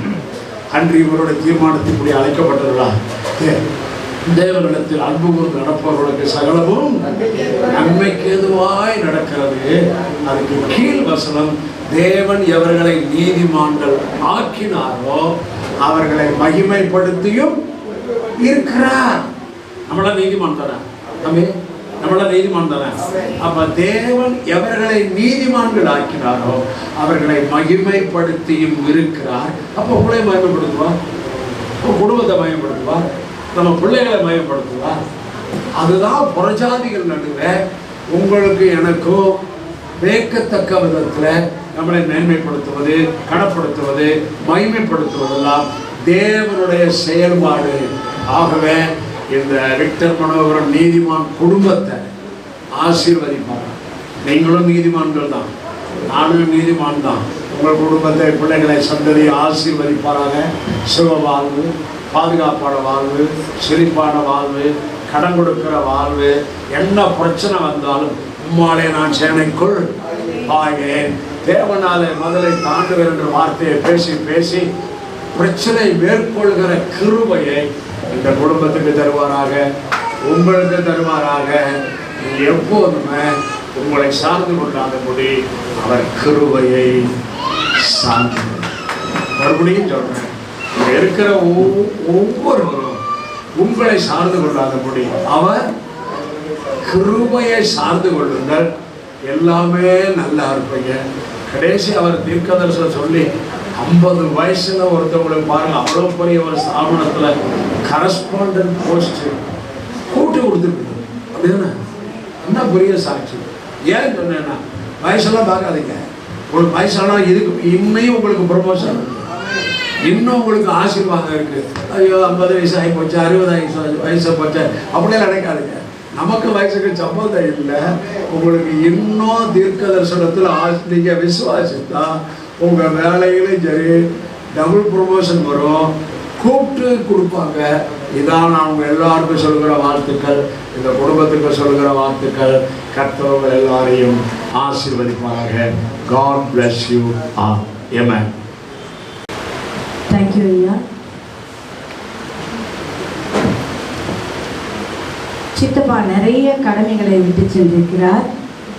இந்த குடும்பமும் பிள்ளைகளும் தொடர்ந்து ஐயா சொன்ன மாதிரி அவருடைய வாழ்க்கையில் சாட்சியாக அவங்களுடைய வாழ்நாள் முழுக்க அந்த கடமைகளை ஆற்ற வேண்டும். இப்போது அவருடைய சித்தப்பாவுடைய அன்பு மகள் பிரினிட்டா அவருடைய சாட்சியை கேட்போம். கர்த்தருடைய பரிசுத்த நாமத்துக்கு ஸ்தோத்திரம். எனக்கும் அப்பாவுக்கும் நிறையா பரலோக பாடல் தான் ரொம்ப பிடிக்கும். அடிக்கடி பாடுவோம். இதோடைய ஸ்டான்ஸ் வந்து பாடுறேன். பரிசுத்தர் கூட்டம் இயேசுவை போற்றி பாடி மகிழ்ந்தாடி அங்கே கூடிட பரமானந்த கீதம் அங்கே எழுந்த நீ I'm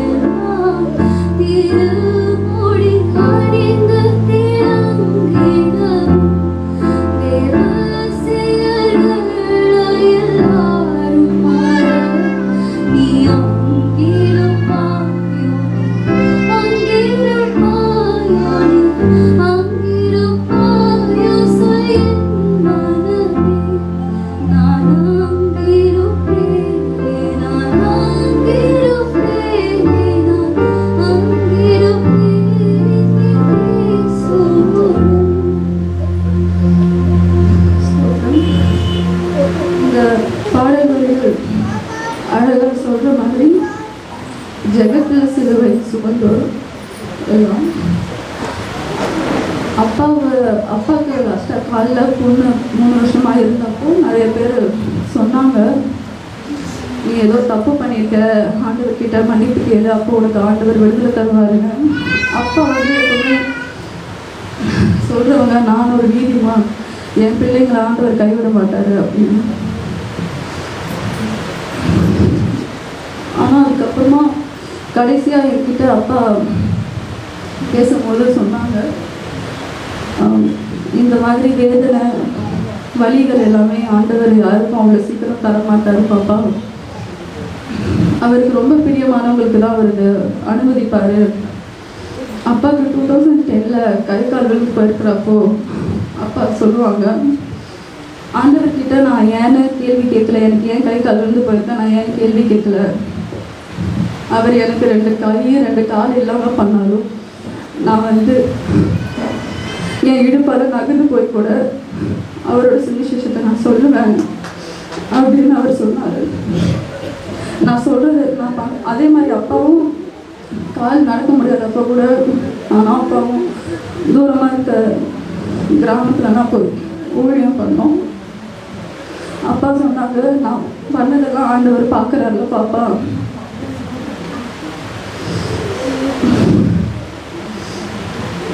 அப்படி சொன்னாங்க. அந்த மாதிரி அப்பா வந்து ரொம்ப வேதனையில் கடந்து போகும்போது கூட அப்பா வந்து ஆண்டவரை துக்கப்படுத்துகிற மாதிரி ஒரு வார்த்தையும் சொல்லலை. அவருக்கு கொடுத்த சிலுவையை அப்பா சுமந்தாங்க. அதான் அப்பா சொன்னாங்க, இந்த மாதிரி வழிகளை ஆண்டவர் அவர் அன்பார்களுக்கு மட்டும்தான் அனுமதிப்பார்.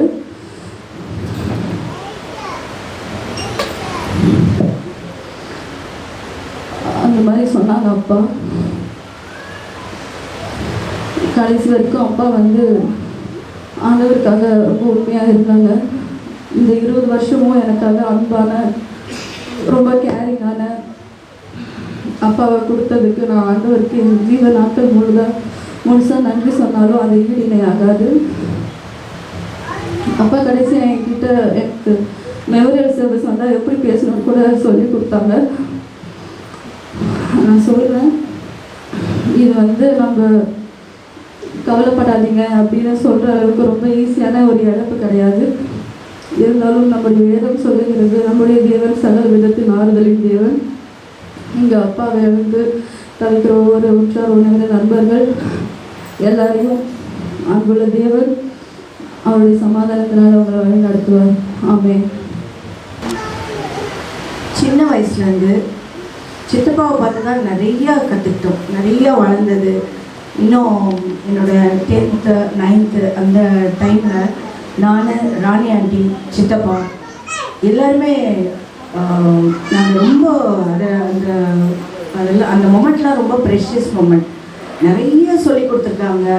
பாட்டு நாங்கள் சும்மா இருக்கும்போது கூட நாங்கள் பாட்டு பாடிக்கிட்டே இருப்போம். அப்படி தான் எனக்கு நிறைய பாட்டு தெரியும். அப்புறம் இந்த 3 பேரும் வந்து நான், தம்பு, மெல்லி, இவங்க 3 பேரும் வந்து ரொம்ப ஒரு ஃப்ரெண்டு மாதிரி தான் இருப்போம். ஒரு சித்தப்பா இருக்க மாட்டோம். என்னை ஸ்கூல்லேருந்து கூட்டிகிட்டு வர்றது எல்லாமே சித்தப்பா தான் சாப்பாடு ஊட்டணும்.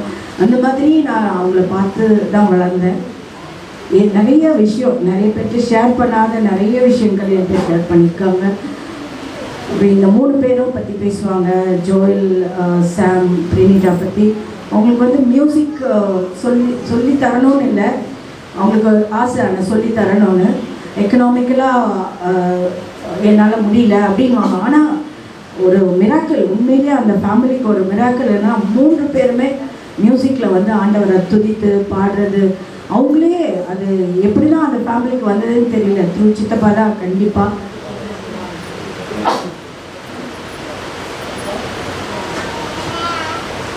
இன்னும் என்னோட சன் ரியோ பார்த்தீங்கன்னா சின்ன தாத்தா சொல்கிறது தான் எல்லாமே கேட்பான். யார் சின்ன தாத்தா சொன்னால் அதை வந்து தட்டவே மாட்டான். ஏதாவது சொன்னால் சின்ன தாத்தா அப்படி சொன்னாங்க அப்படின்னு சொல்லுவான். எல்லாமே என்னுடைய பிள்ளைங்களுக்குமே என்னுடைய மேரேஜ் அப்படி தான். பிரேம் தான் மெர்சி நீ கல்யாணம் பண்ணிக்கணும், பிரேம் தான் நீ கல்யாணம் பண்ணிக்கணும். அந்த மாதிரி நிறைய விஷயங்கள் வந்து சித்தப்பா சொல்லுவாங்க. தீர்க்க தரிசனமாக சொல்லுவாங்களா, எனக்கு ஆண்டவர் வெளிப்படுத்தினாரா எனக்கு தெரியாது. நான் ஒரு நாளும் நினச்சதே கிடையாது.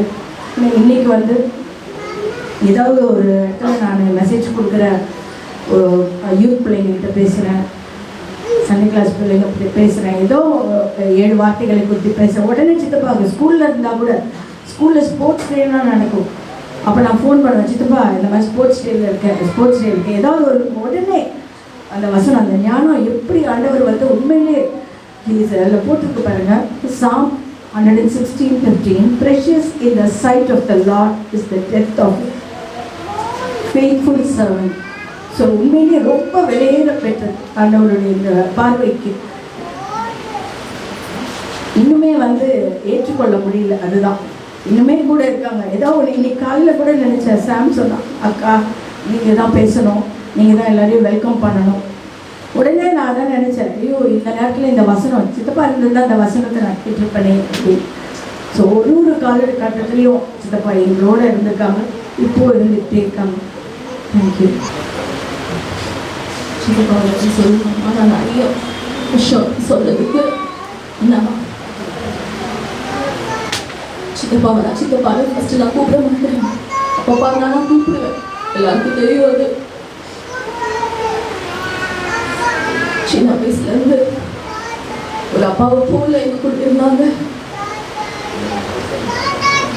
பர்டிகுலராக அவருடைய ஊழியத்தில் அவரோட கூட செய்ய கத்தர் திருப்பி கொடுத்தார். அதுக்காக என் கத்தருக்கு நன்றி செலுத்துவேன். சித்தப்பா கிட்ட கற்றுக்கிட்ட காரியங்கள், அநேக காரியங்கள் நிறைய சொல்லலாம், டைம் இல்லாதனால என்னால் சொல்ல முடியல. பர்டிகுலராக எனக்கு அவர் அநேக காரியங்கள், வீடு ஷிஃப்ட் பண்ணும்போது ஃபினான்ஷியலாக அவரால் ஹெல்ப் பண்ணனா கூட, ஹெல்த் வைஸ் அவர் எனக்கு அநேக காரியத்தை செஞ்சுருக்கிறாரு. வீட்டில் ப்ரேயர் மீட்டிங்னா ஃபஸ்ட்டு அவர் தான் வந்து நிற்பார். எங்கள் வீட்டில் யாரும் வர மாட்டாங்க, நிறைய பேர் இருக்க மாட்டாங்க, ஆனால் அவர் தான் அங்கேருந்து வர அந்த காலை வச்சுட்டு அங்கேருந்து வருவாங்க திருவச்சூர்ல அண்ணாநகர் வரைக்கும். என்னால் அது மறக்கவே முடியாது. அவர் மூலியமா கத்தர் எனக்கு இந்த ஆசாரிய ஊழியத்தை செய்ய கத்தர் திருப்பை கொடுத்தார். அதுக்கு நான் கத்தருக்கு நன்றி செலுத்துகிறேன். கத்தர் கொடுத்த அவருடைய மனைவிக்காகவும் பிள்ளைகளுக்காகவும் நான் நன்றி செலுத்துகிறேன். ஏன்னா சித்தப்பா வந்து அண்ணன் பொண்ணுங்கிற மாதிரி எங்களோட இருக்க மாட்டாங்க. அவரோட சொந்த பிள்ளைகளா மாத்திரம் எங்களை நினைச்சிருக்காரு. இது வரைக்கும் என் ஃபேமிலியில் எல்லாருமே அப்படிதான், ராணி ஆண்டி எல்லாருமே. சென்னையில இதற்காகவும் வந்தாங்க. ஆனா கர்த்தர் அவருடைய அனாதி தீர்மானத்தின்படி கர்த்தருடைய ஊழியத்தை செய்ய கர்த்தர் அவருக்கு கிருபை கொடுத்தார்.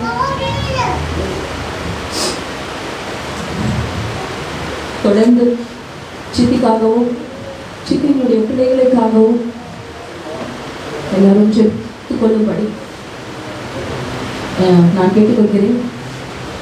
கர்த்தர் கொடுத்த இந்த தருணத்தை கை கொடாமல் நன்றிகளை செலுத்துகிறேன். கர்த்தரை நாம மகிமைப்படுவதாக. ஆமென். கர்த்தரை நாம மகிமைப்படுவதாக. இந்த நாளிலும் கூட தேவன் கொடுத்த இந்த நல்ல வாய்ப்புக்காக ஆண்டவருக்கு முதலாவதாக நன்றிகளை ஸ்தோத்திரங்களையும் நிரூபிக்கிறேன். மாமாவை பற்றி சொல்ல வேண்டும் என்று சொன்னால் அநேக காரியங்கள் இருக்கிறது. அதை சொன்னால் நேரம் போதாது. அவர் ஊழியத்தில் வந்த முதற்கொண்டு கடைசி வரைக்கும் அவர் கூடவே நான் போயிருக்கிறேன். ஊழியத்தில் எங்கே சென்றாலும் நான் தான் கூட்டிகிட்டு போவேன். பொள்ளாச்சிக்கு வந்தாலும் அநேக இடங்களிலே அநேக அற்புதங்களும் அடையாளங்களும் அதிசயங்களும் ஆண்டவர் கிரியை செய்தார். மாமா மூலியமாக கர்த்தர் பெரிய பெரிய காரியங்களை செய்தார். எண்ண முடியாத அதிசயங்கள், மிராக்கள். புதிய ஏற்பாடு நியூ டெஸ்டமெண்ட் மிராக்கள் மினிஸ்ட்ரிஸ் என்று சொல்லி அவருடைய டைட்டில். புதிய ஏற்பாட்டினுடைய அற்புதங்கள் ஆண்டவர் இயேசு கிறிஸ்து என்னென்ன செய்தாரோ அவைகளில் ஆண்டவர் கொடுத்த சில அற்புதங்களையும் பிரமிக்கத்தக்கதான அதிசயங்களையும் தேவனை கர்த்தர் செய்தார். பொள்ளாச்சியில் முதலாக ஸ்டேஜ் டிஎல்சி சர்ச்சில் அவர் கொண்டு வந்து நான் தான் 3 நாள் மீட்டிங் நடத்தினேன். மறைந்த சகோதரர் டிஜிஎஸ் ஐயா அவர்கள் முதலாக ஸ்டேஜ் ஏறின இடமும் பொள்ளாச்சி டிஎல்சி சர்ச்சு தான். அப்புறம் அதுக்கு பின்னால் தான் ஊழியத்தில் அவர் வல்லமையாக ஆண்டவர் பயன்படுத்திக்கிறார். நிறைய இடங்களில் நிறைய வீட்டு கூட்டங்கள், பெரிய பெரிய கன்வென்ஷன்கள் எல்லாம் பொள்ளாச்சியில், கோயம்புத்தூர், உடம்பப்பேட்டை, ஈரோடு எங்கே சென்றாலும் நான் அவரோடு கூட ஊழியத்துக்கு போவேன். அப்போ சில எந்த குடும்ப காரியங்களும் எதையுமே அவர் சொல்ல மாட்டார். வசனத்தை கொண்டு, தேவன் செய்த அற்புதங்களை கொண்டு ஆண்டவர் அந்த மக்களுக்கு உணர்த்துவார். சத்தியத்தை சத்தியமாய் விதைப்பார். பட்சபாதம் பார்க்க மாட்டார். ஆண்டவராகிய வசனம், வேத வசனம் இதுதான் சொல்லுது, இதன்படி தான் நீங்கள் நடக்கணும் என்று சொல்லி அநேகருக்கு நல்ல ஒரு சாட்சியுள்ள கருவியாக கர்த்தர் மாமாவை பயன்படுத்தினார். இன்றைக்கு அவர் நம்ம மத்தியில் இல்லை. நமக்கெல்லாம் ரொம்ப கவலையும் கண்ணீரும் வேதனைகளும் மனபாரங்களும் இருக்கு. சொல்ல முடியாது. தாய்மானான்னு சொன்ன அவ்வளவு பாசம்.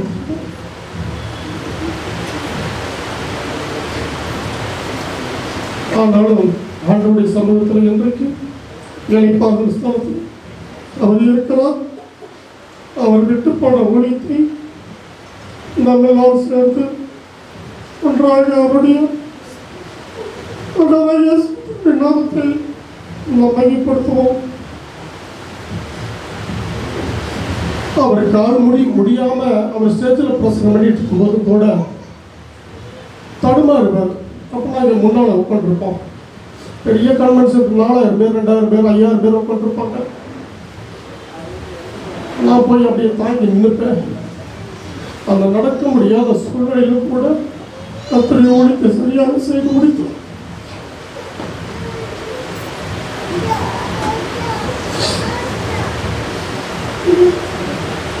அந்த அளவுக்கு தேவனை கர்த்தர் நல்ல ஒரு கருவியாக கர்த்தர் பயன்படுத்தினார். இன்றைக்கு நாம் அவரை ஆண்டவருடைய சமூகத்திலே நாம் அனுப்பி வைத்திருக்கிறோம். ஒரு இழப்பு தான். அந்த இழப்புக்கு ஈடு செய்ய யாராலும் வார்த்தையினாலும் எந்த எழுதினாலும் நம்ம சமாதானத்தை பண்ண முடியாது. தேவனுடைய வசனத்தினாலும் தேவனுடைய ஊழியத்தினாலும் தான் நம்ம பலப்படுத்த முடியும். அவர் விட்டு சென்ற ஊழியத்தை நாம் தொடர்ந்து செய்வோம். நாமும் ஒரு நாளில் பரலோகத்தில் அவரை சந்திக்க ஆயத்தமாக இருப்போம். அவரை முகமாய் பார்ப்போம், அவரோடு பேசுவோம். அவர் நம்மை விட்டு பிரிந்திருக்கிறார். ஆகியனாலே பரலோக ராஜ்யத்துக்கு நம்மை தகுதிப்படுத்தும்படியாக நாமும் இந்த பூலோகத்திலே அவருக்கு சாட்சியுள்ள பிள்ளைகளாக வாழுவோம். நமக்கு முன்பதாக சென்ற மாமனுடைய ஊழியத்தை எவ்வளவு உற்சாகத்தோடு பகிரங்கமாக சத்தியத்தை சத்தியமாய் விதைக்கும்படியாக ஆண்டவர் கொடுத்தாரோ அதே போல நாமளும் நம் குடும்பமும் நம் ஊழியத்தை தேவனுக்காக மகிமையாக செய்து அவருடைய வருகையிலும் நாம் ஆயத்தமாக இருப்போம். கர்த்தர் கொடுத்த அந்த நல்ல வாய்ப்புக்காக நன்றி செலுத்துகிறேன். கர்த்தராமே ஆசீர்வதிப்பாராக. ஆமென். கர்த்தருடைய பரிசுத்த நாமத்துக்கு மகிமை உண்டாவதாக. நல்லதை குறித்து 2 வார்த்தை சாட்சி சொல்லும்படியாக கர்த்தர் எனக்கு கொடுத்த இந்த நல்ல வாய்ப்புக்காக கர்த்தரை நன்றியோடு துதிக்கிறேன், ஸ்தோத்திரிக்கிறேன். சாட்சி சொல்ல வேண்டாம்னு சொல்லி அந்த இருதயத்தை நான் கடினமுக்கு இருந்தேன். ஆனாலும் என்னால் இருக்க முடியல. கர்த்தர் செய்த நன்மையை கண்டிப்பாக நான் சொல்லணுன்றதுக்காக இந்த இடத்துல தேவன் என்னை கொண்டு வந்து நிறுத்தினபடியாக கர்த்தரை நன்றியோடு ஸ்தோத்திரிக்கிறேன். என்னோடு பிறந்தவங்க 8 பேரும் என்னுடைய பெற்றோர்கள் வந்து ஒரு எஸ்டேட்டில் வேலை பார்த்துட்டு இருந்த நாட்களில் நாங்கள் 8 பேர். அந்த 8 பேரையும் அந்த பெற்றோர்கள் வந்து படிப்பறிவு இல்லாதவர்களாக இருந்தாலும் அவங்களுக்கு அந்த நாட்களில் தெரிஞ்சதான ஒரு சத்தியத்தில் எங்களை 8 பேரையும் வளர்த்தாங்க. அவங்களுக்கு தெரிஞ்சதெல்லாம் ஒரு சத்தியம், இயேசு கிறிஸ்து உலகத்தில் வந்தார், நமக்காக மறைச்சார் அப்படின்றத சத்தியத்தை தவிர வேறு ஒரு ஒன்றும் அந்த அளவுக்கு ஆழமாக தெரியாது. ஆனாலும் அவங்களுக்கு தெரிஞ்ச சத்தியத்தில் எங்களை உண்மையாக வளர்த்ததுனால இன்றைக்கு நாங்கள் 8 பேரும் 8 குடும்பங்களும் கர்த்தருக்குள்ளே நாங்கள் ஒரு சாட்சிகளாக நாங்கள் கிறிஸ்துவுக்கு நற்கண்டங்களாக இருக்கிறோம் அப்படின்னு சொன்னால் அது கர்த்தர் எங்கள் மீது வைத்த ஒரு அன்பு இறக்கம் தான் சொல்லணும். கர்த்தருடைய பரிசுத்த நாமத்துக்கு மகிமை உண்டாவதாக. அப்படியாக எங்கள் 8 பேருக்கே சத்தியத்தில் வளர்த்து நாங்கள் வளர்ந்த அந்த நாட்களில் ஆங்காங்கே நாங்கள் போனாலும் முதலாவது என்னுடைய பெரிய அண்ணன் தான் இந்த சென்னை பட்டணத்திற்கு எம்ஆர்எஃப் வேலைக்காக வந்தாங்க. அவங்க இந்த நாட்களில் ஆண்டவர் அவரை அன்றைக்கி சிபிஎம் ஊழியத்தில் சிபிஎம் சபைக்கு போய் சத்தியத்தை ஆழமாக கேட்டு அந்த சத்தியத்தில் இருந்தார். அவர் லீவு நாட்களில் எஸ்டேட் பகுதிக்கு வரும் பொழுது என்னுடைய சகோதரிகளாக சேர்ந்து, அப்படி நான் ரொம்ப சின்ன பிள்ளையாக இருப்பேன், சகோதரிகள்லாம் சேர்ந்து சபையில் பாட்டு பாடுவோம். எங்கள் அண்ணன் வந்துட்டாரு அப்படின்னு சொன்னாலே எங்கள் சபையே ஒரு உற்சாகமாக இருக்கும். அந்த அளவுக்கு கர்த்தர் ஒவ்வொருத்தருக்கு தாளந்துகளை கொடுத்ததுனால அந்த தாளந்துகளை கர்த்தருடைய நாமத்துக்கு மகிமையாக இந்த நாட்களில் பயன்படுத்தி கொண்டிருந்தோம். கர்த்தருடைய பரிசுத்த நாமத்துக்கு ஸ்தோத்திரம். வேலை விஷயமாகவும் படிப்பு காரியங்களுக்காகவும் கல்யாணம் பண்ணி கொடுத்த காரியங்களுக்காகவும் அங்கங்கே போயிருந்தாலும் என்னுடைய அண்ணன் பெரிய அண்ணன் இங்கே சென்னை பட்டணத்துக்கு வந்ததுமாக நானும் என்னுடைய வெற்றண்ணனும் இந்த இடத்துக்கு வர வேண்டிய ஒரு சூழ்நிலை வந்தது. கர்த்தருடைய பரிசுத்த நாமத்துக்கு ஸ்தோத்திரம். இந்த இடத்துல நாங்கள் அண்ணன் வீட்டோடு நாங்கள் இருந்த நாட்களில் ஒரு தாயும் ஒரு தகப்பனை போல தான் என் அண்ணனும் அண்ணியும் இருந்தாங்க. எங்களை அவங்க பிள்ளைகளோட 3 பிள்ளைகளோட ஒரு பிள்ளைகளாக நாங்கள் வளர்ந்தோம். ஏறக்குறைய பார்க்கும்போது நாங்கள் 5 பிள்ளைகள் தான் சொல்லணும், அந்த அளவுக்கு தான் நாங்கள் வளர்ந்தோம். ஏறக்குறைய மனோஜும் வெள்ளி மட்டும்தான் சின்ன பிள்ளைங்க. மெர்சி மூத்த பிள்ளையாக இருந்தாலும் நாங்கள் ஏறக்குறைய எல்லாம் ஒன்று போல இருந்து நாங்கள் வளர்ந்தோம். இந்த நாட்டில் எல்லாம் உண்மையை மறக்கவே முடியாது. கர்த்தருடைய பரிசுத்த நாமத்துக்கு ஸ்தோத்திரம். இந்த இடத்துக்கு சென்னை பட்டணத்துக்கு வந்தபோது எப்படி எல்லாமோ வாலிப பிள்ளைகள்லாம் எப்படியெல்லாம் தாறுமாறாக நாங்கள் பார்த்துருக்குறோம். ஆனால் கூட என்னுடைய அண்ணனுடைய காரியம் கொஞ்சம் வித்தியாசமான தாறுமாறான ஒரு சூழ்நிலையில் போன போது கூட என் அண்ணனுக்காக நாங்கள் கருத்தோடு ஜெபிச்சுட்டு வந்தோம். என்னுடைய வாலிப பிராயத்தில் எனக்காகவும் என்னுடைய குடும்பத்துக்காக என்னுடைய வாலிப பிரயாத்துக்காக நான் ஒரு நாளும் ஜெபிச்சதில்லை. என்னுடைய ஜெபம் எல்லாம் என்னுடைய அண்ணனுடைய விக்டனுடைய ரட்சிப்புக்காகத்தான் நான் அதிக நாட்கள் ஜெபிப்பதற்கு உபவாசங்கள். ஆண்டவர் இந்த உலகத்தில் வேறு ஒன்றுமே வேண்டாம், அந்த ஆத்மா வீணாக போகக்கூடாது. ஆண்டவர் இந்த ஆத்மா எப்படியாவது உங்களுக்கு பிரயோஜனம் உள்ள ஆத்மாவாக இருக்குன்னு சொல்லி என்னுடைய வாலிப நாட்களை முழுசும் என் அண்ணனோடு கூட கஷ்டங்களை தான் நான் அதிகமாக அனுபவிச்சிருக்கிறேன். கர்த்தருடைய பரிசுத்த நாமத்துக்கு ஸ்தோத்திரம். அந்த கஷ்டங்களை அது விவரிக்கவே முடியாது. என் அண்ணன் குடும்பமும் சரி, பிள்ளைகள்லாம் சின்ன பிள்ளைகளாக இருப்பாங்க, பிள்ளைகளும் சரி நானும் சரி அதிகமாக அனுபவிச்சதெல்லாம் கஷ்டங்கள் தான். அதுக்கு பிறகு சரி எப்படியாவது ஒரு திருமண காரியத்தை செய்து வைக்கணும்னு சொல்லி தீவிரமாக எங்கள் வீட்டில் எல்லோரும் ஆலோசிக்கும் போது என்னுடைய தங்கைக்கு திருமணம் செய்யாமல் நான் ஒரு நாள் திருமணம் செய்ய மாட்டேன்னு சொல்லி ஒரு வயிறாக்கிய வாஞ்சிகளை அண்ணன் இருந்தார். எப்படிப்பட்ட ஒரு நல்ல பெண்ணெல்லாம் வந்தது. ஆனாலும் என்னுடைய தங்கையினுடைய திருமணம் ஆகாமல் நான் முன்னாடி நான் திருமணம் பண்ணவே மாட்டேன்னு சொல்லி வைராக்கியமாக இருந்தார். கர்த்தருடைய பரிசுத்த நாமத்துக்கு ஸ்தோத்திரம். எங்களுக்கு ஒருவேளை லேட்டான 2 பேருக்குமே லேட்டான மேரேஜ் தான். லேட்டாக இருந்தால் கூட கர்த்தர் எங்களுடைய வாழ்க்கையிலும் அற்புதங்களை செய்தார். கர்த்தருடைய பரிசுத்த நாமத்துக்கு ஸ்தோத்திரம்.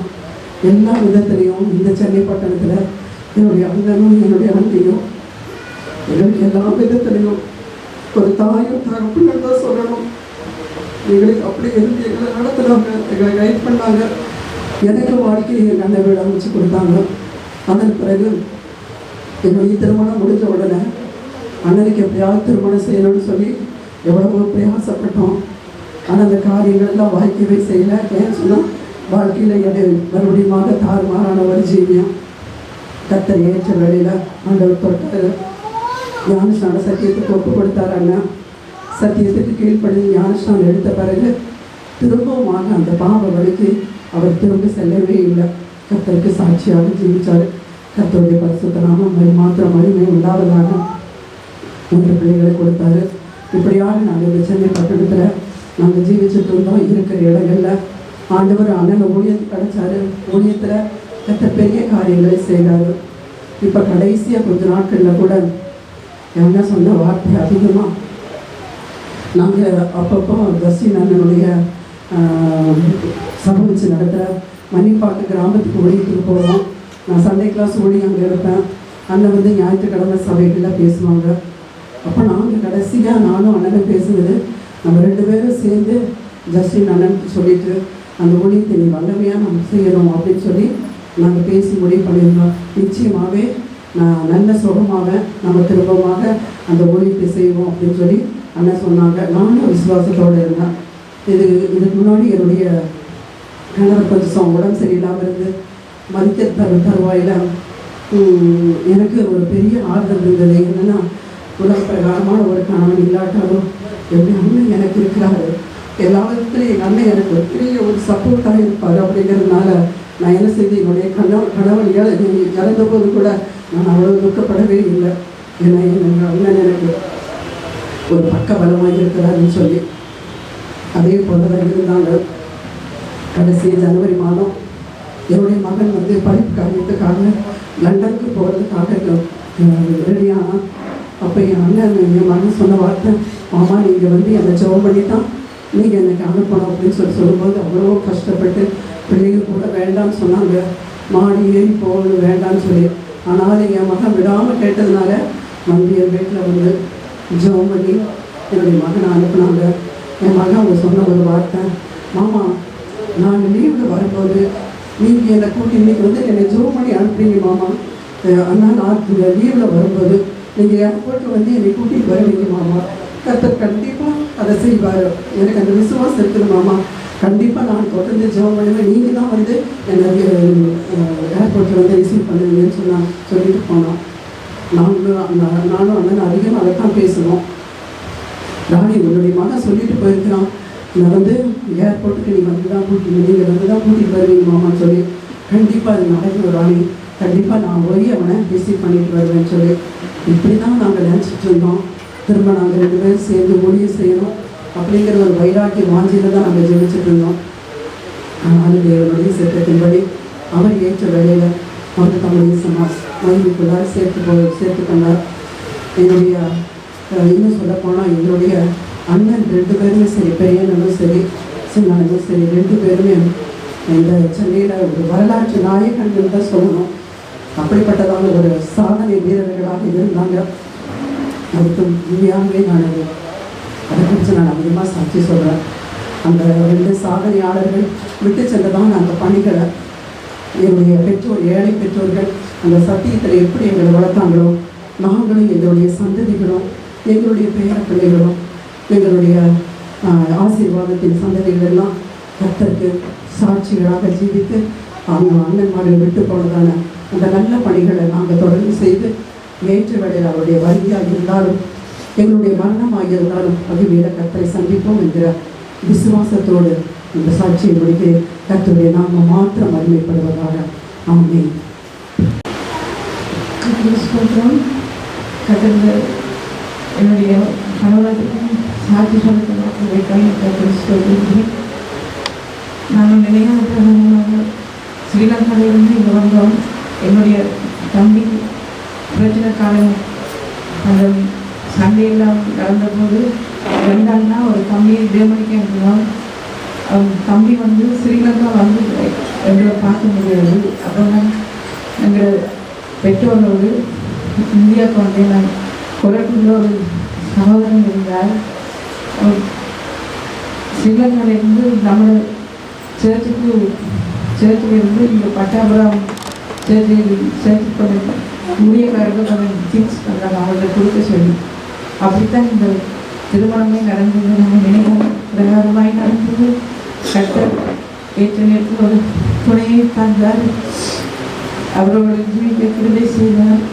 அவங்க கடைசியாக வீடியோ எடுத்து ஒரு சபையில் போய் வீடியோ எடுத்துட்டு இருக்கும்போது அவங்களுக்கு ஒரு வசனம் இதுவிலே பேசப்பட்டது. அதனால அதிலே வந்து நீ சுவிசேஷத்தை அறிவிக்காது இருந்தால் உனக்கு ஐயோ சொன்ன அந்த வசனம் அவங்க உள்ளத்திலே பேசினதுனாலே அவங்க ஊழியத்துக்காக தன்னை ஒப்பு கொடுத்தாங்க. என்னட்டு வந்து கேட்டாங்க, பிள்ளைகள்லாம் சிறு பிள்ளைகளாக இருந்தது. அப்போ பாப்பாவுக்கு 1 வயசு. அப்போ என்னட்ட கேட்டது ஊழியம் தண்ணி பரவாயில்ல செய்யலாம்னு சொல்லி இயேசு நம்மோட சபையில் போய் அந்த பைபிள் கிளாஸில் போய் படித்தாங்க. கர்த்தர் அந்த நேரத்திலும் கூட நல்ல அபிஷேகமாக நாங்கள் 2 பேரும் ஜெபம் பண்ணுவோம் நைட்டில். அப்போ கர்த்தர் பெரிதான ஒரு அபிஷேகத்தினாலும் வல்லமையினாலும் அவரை நிரப்பினாங்க. அது மாத்திரமில்லை, அவங்க ஊழியத்துக்கு தன்னை முழுமையாக ஒப்பு கொடுத்தாங்க. பங்க்சுவாலிட்டி, அவங்களுக்கு அந்த நேரத்துக்கு போயிடணும், லேட்டாக போகக்கூடாது. சில நேரங்களில் பிள்ளைகள் இந்த கீபோர்டு எல்லாம் வாசிக்கிறதுனால கொஞ்சம் லேட்டாக போயிட்டா பிள்ளைகளை திட்டுவாங்க. அப்படி எல்லாம் இருந்தாங்க. கடைசியாக மரிக்கும் கடைசி நேரத்தில் நான் போய் அந்த சாப்பாடு கொடுத்தேன். அப்போ அவங்க சொன்னாங்க, ஞாயிற்றுக்கிழமை நான் தான் சாப்பிட்டு மருந்தெல்லாம் சாப்பிட்டேனே, எனக்கு எதுக்கு கொண்டு வாருங்க அப்படின்னு சொல்லி. அப்பொழுது ஒரு கொஞ்ச நேரம் ஆகி அப்போ பிள்ளைகள் யாருமே இல்லை. அப்போ சொன்னாங்க, இல்லை ஊழியக்காரங்களை எல்லாம் பக்கத்தில் வந்துருக்குங்க, அவங்களுக்கு ஏதாவது குடிக்க கொடுங்க, உங்களுக்கு தெரியல, எனக்கு இந்த கண்ணுக்கு தெரியுது அப்படின்னு சொல்லி.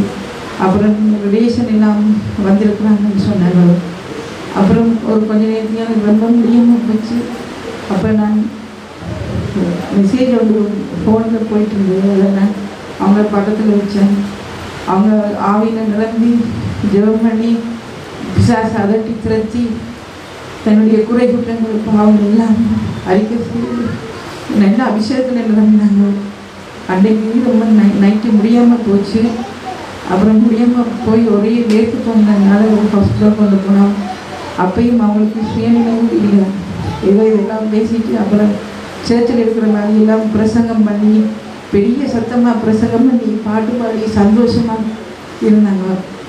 அப்புறம் கொஞ்சம் இதன்னு போய் முடியாமல் போய் ரிக்ஷெல்லாம் போனபோது அப்பான்னு சொல்லி கத்தி தன் ஜீவனை கர்த்தருக்கு ஒப்பு கொடுப்பாங்க. கர்த்தர் அந்த சகோதரன் மூலமாக எங்களுக்கு செய்த எல்லா எங்களுக்காக ஒரு தகப்பன் போல ஒரு சிறையினர் போல அவங்க வந்து நான் கல்யாணம் காட்டி இருந்தால் பிள்ளைகள் பெருசாக இருந்தால் கூட என்னை சமைக்க விட மாட்டேங்குது. அவங்களும் வந்து நானும் ஏதாவது சமைக்கிறேன், ஏதாவது பண்ணுறேன்னு சொல்லி அப்படி செய்வாங்க. ஒரு நல்ல ஒரு சகோதரனாக ஒரு தகப்பனாக எனக்கு வழிநடத்தி வந்த கிருபைக்காக அவரை கர்த்தர் கருவகத்திலே தன்னோடு சேர்த்து கொண்டதுக்காக நான் கர்த்தருக்கு ஸ்தோத்திரம். அனைவருக்கும் வணக்கம். Praise the Lord. இந்த ஒரு வார்த்தையை வந்து நான் எப்போ விக்டருக்கெல்லாம் ஃபோன் பண்ணுறேனோ அப்போ இந்த வார்த்தையை அவர் சொல்லுவார். அந்த வார்த்தையை அவர் சொன்னதுனால இந்த வார்த்தை எனக்கு வந்து மனதில் பதிஞ்சிருக்கு.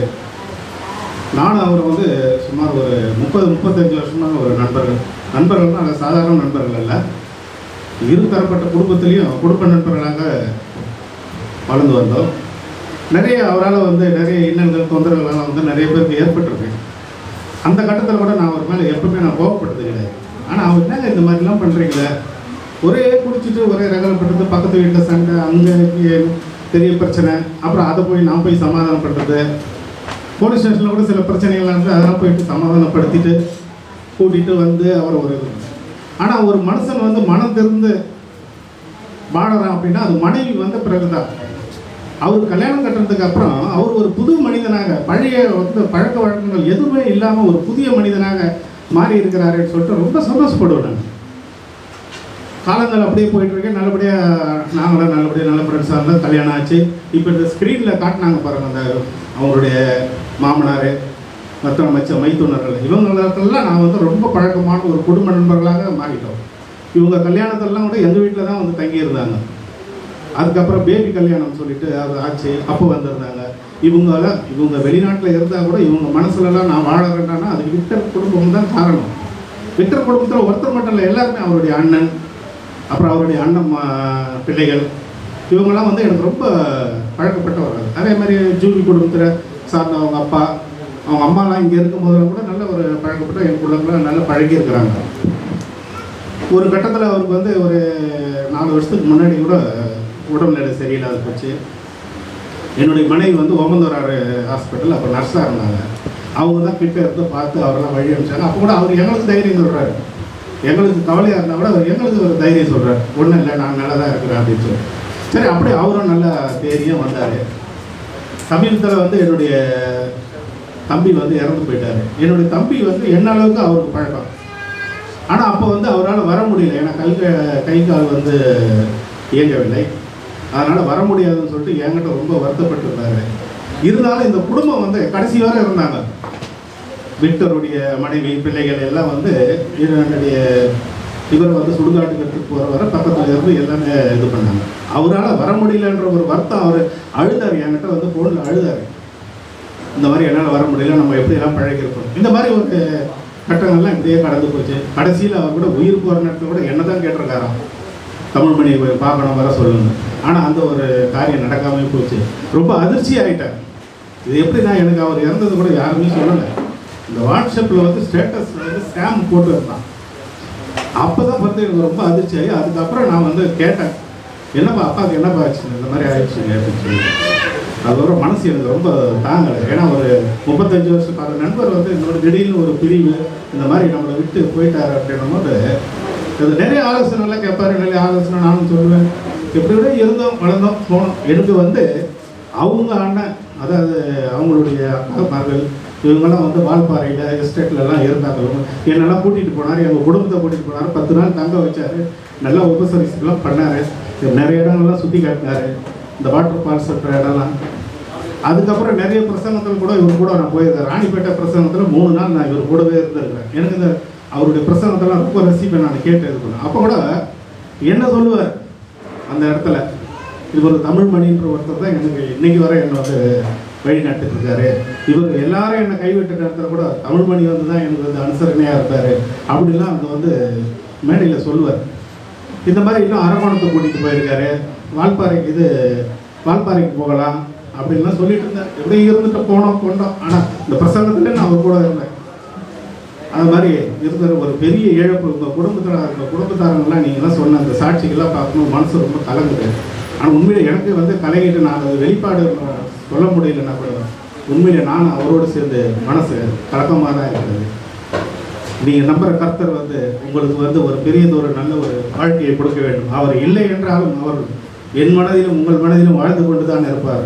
அவர் மூலியம் உங்களுக்கு ஒரு நல்லது செய்யணும். இந்த குடும்பம் மேலும் மேலும் சிறப்பாக வழிநடத்த வேண்டும் என்று கூறி விடைபெறுகிறேன். நன்றி, வணக்கம். உண்மையிலேயே அந்த கூட்டம் வந்து எல்லாருக்கும் ஒரு ஆறுதலை கொடுத்திருக்கும் என்று நம்புகிறோம். Closing prayer by pastor Rajan அவர்கள். ஆண்டவரை நோக்கி நாம் பார்க்கலாம். பிதாவே, நாங்கள் உங்களுக்கு நன்றி செலுத்துகிறோம். ஆபேல் மரித்தும் பேசுகிறார். ஆண்டவரே, இந்த மத்தியான வேளையிலே அருமையான அங்கிள் எவாஞ்சலிஸ்ட் விக்டர் அவர்களை குறித்து நல்ல சாட்சிகளை கேள்விப்பட்டோம். அவருடைய ஊழியத்துக்காக, அவருடைய வாழ்க்கையில் நீர் செய்த எல்லா நன்மைகளுக்காக நாங்கள் உங்களுக்கு நன்றி செலுத்துகிறோம் ஐயா.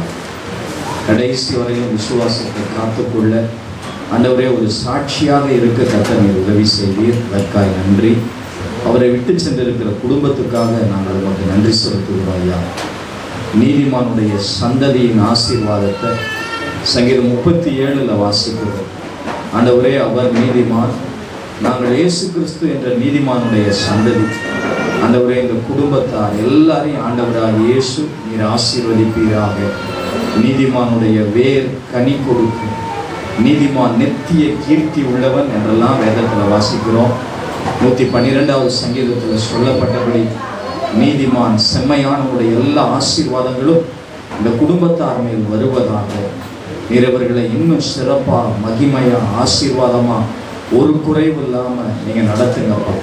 எல்லா நன்மைகளால் நிரப்புங்க ஆண்டவரே. ஸ்தோத்திரம். அவருடைய உற்சார உறவினர்கள் எல்லாரும் இயேசுவின் நாமத்தினாலே நாங்கள் ஆசீர்வதிக்கிறோம். இந்த மத்தியான வேளையில் வந்த நண்பர்களையும் ஆசீர்வதிக்கிறோம். உடைய குடும்பங்கள் ஆசீர்வதிக்கப்படுவதாக.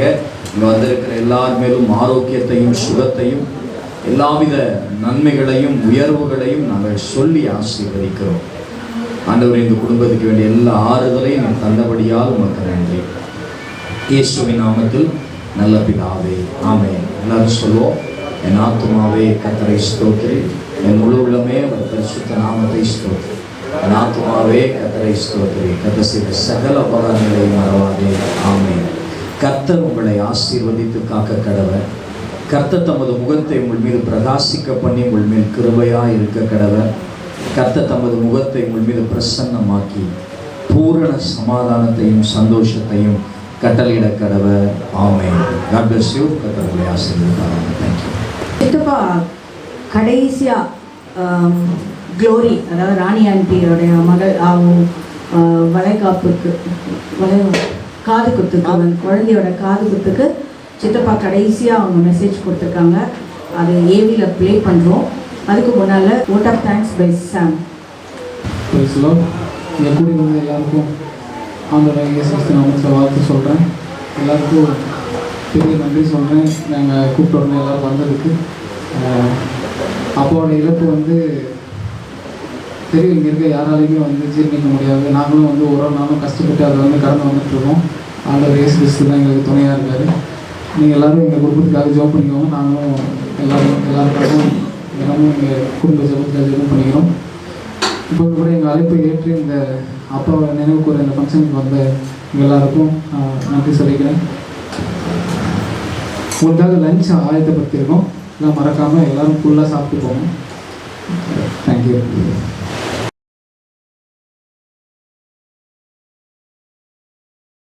எபேசியர் 6:4. பிதாக்களே, நீங்களும் உங்கள் பிள்ளைகளை கோபப்படுத்தாமல் கர்த்தருக்கேற்ற சிட்சையிலும் போதனையிலும் அவர்களை வளர்ப்பீர்களாக. இந்த வேதவசனத்தோடு இன்றைக்கு கர்த்தர் நம்மிடத்தில் அவர் ஈடுபட வேண்டும். ஒரு நிமிடம் அவருடைய சிங்காசனத்திற்கு நேராக நம் தலைகளை நாம் தாழ்த்தலாம். காலமே தேவனை தேடு, ஜீவன் காருண்ய பாதமும் பணிந்து மன்றாடு. காலமே தேவனை தேடு, சீலமுடன் பாதம் பாடிக்கொண்டாடு. சீரான நீதிய ஜீவனை நாடு. காலமே தேவனை தேடு, சிறுவர்கள் என்னிடம் சேர தடை செய்யாதிருங்கள் என்றார் மனதார. சிறுவர்கள் என்னிடம் சேர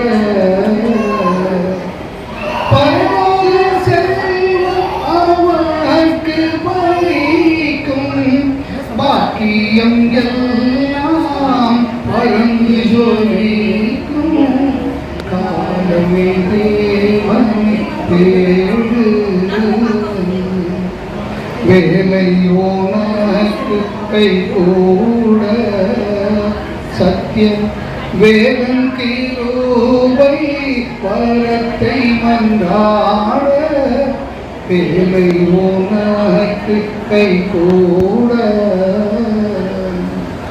காலை தேடுவோரை கண்டடைவாரே. கண் விழித்து ஜெபம் செய்யும் என்றாரே. காலமே தேவனை தேடு, ஜீவன் காருண்ய பாதம் பணிந்து மன்றாடு. காலமே தேவனை தேடு. நன்றி சுவாமி, நன்றியோடு துதிக்கிறோம் அப்பா. நீர் துதிகளின் மத்தியிலே வாசம் பண்ணுகிற தேவாதி தேவன். இன்றைக்கும் ஆண்டவரே, அருமையான பிள்ளையை நாங்கள் வாழ்க்கை ஆசீர்வதிக்கும்படி நாங்கள் கடந்து வந்திருக்கிறோம். வந்திருக்கிற ஒவ்வொருவரையும் நீர் ஆசீர்வதிப்பதாக. இன்றைய தினத்திலும் பிள்ளைகளுக்காக நீர் வைத்திருக்கிற இந்த ஜீவன வார்த்தைக்காக நன்றி செலுத்துகிறோம் அப்பா. நீர் மாத்திரம் மகிழ்ந்தப்படுவீராக. பிதாக்களே, நீங்களும் உங்கள் பிள்ளைகளை கோபப்படுத்தாமல் கர்த்தருக்கேற்ற சிட்சையிலும் போதனையிலும் அவர்களை வளர்ப்பீர்களாக. இது பிதாக்கள், அதாவது பெற்றோருக்கு அப்போஸ்தலனாகிய பவுல் மூலம் கர்த்தர் கொடுக்கிற வார்த்தை பெற்றோருக்கு. அதற்கு பிறகு பிள்ளைகளுக்கு கர்த்தர் சில ஆலோசனைகளை கொடுக்கிறார். இப்பொழுது பிள்ளைக்கு சொன்னால் அவளுக்கு தெரியாது.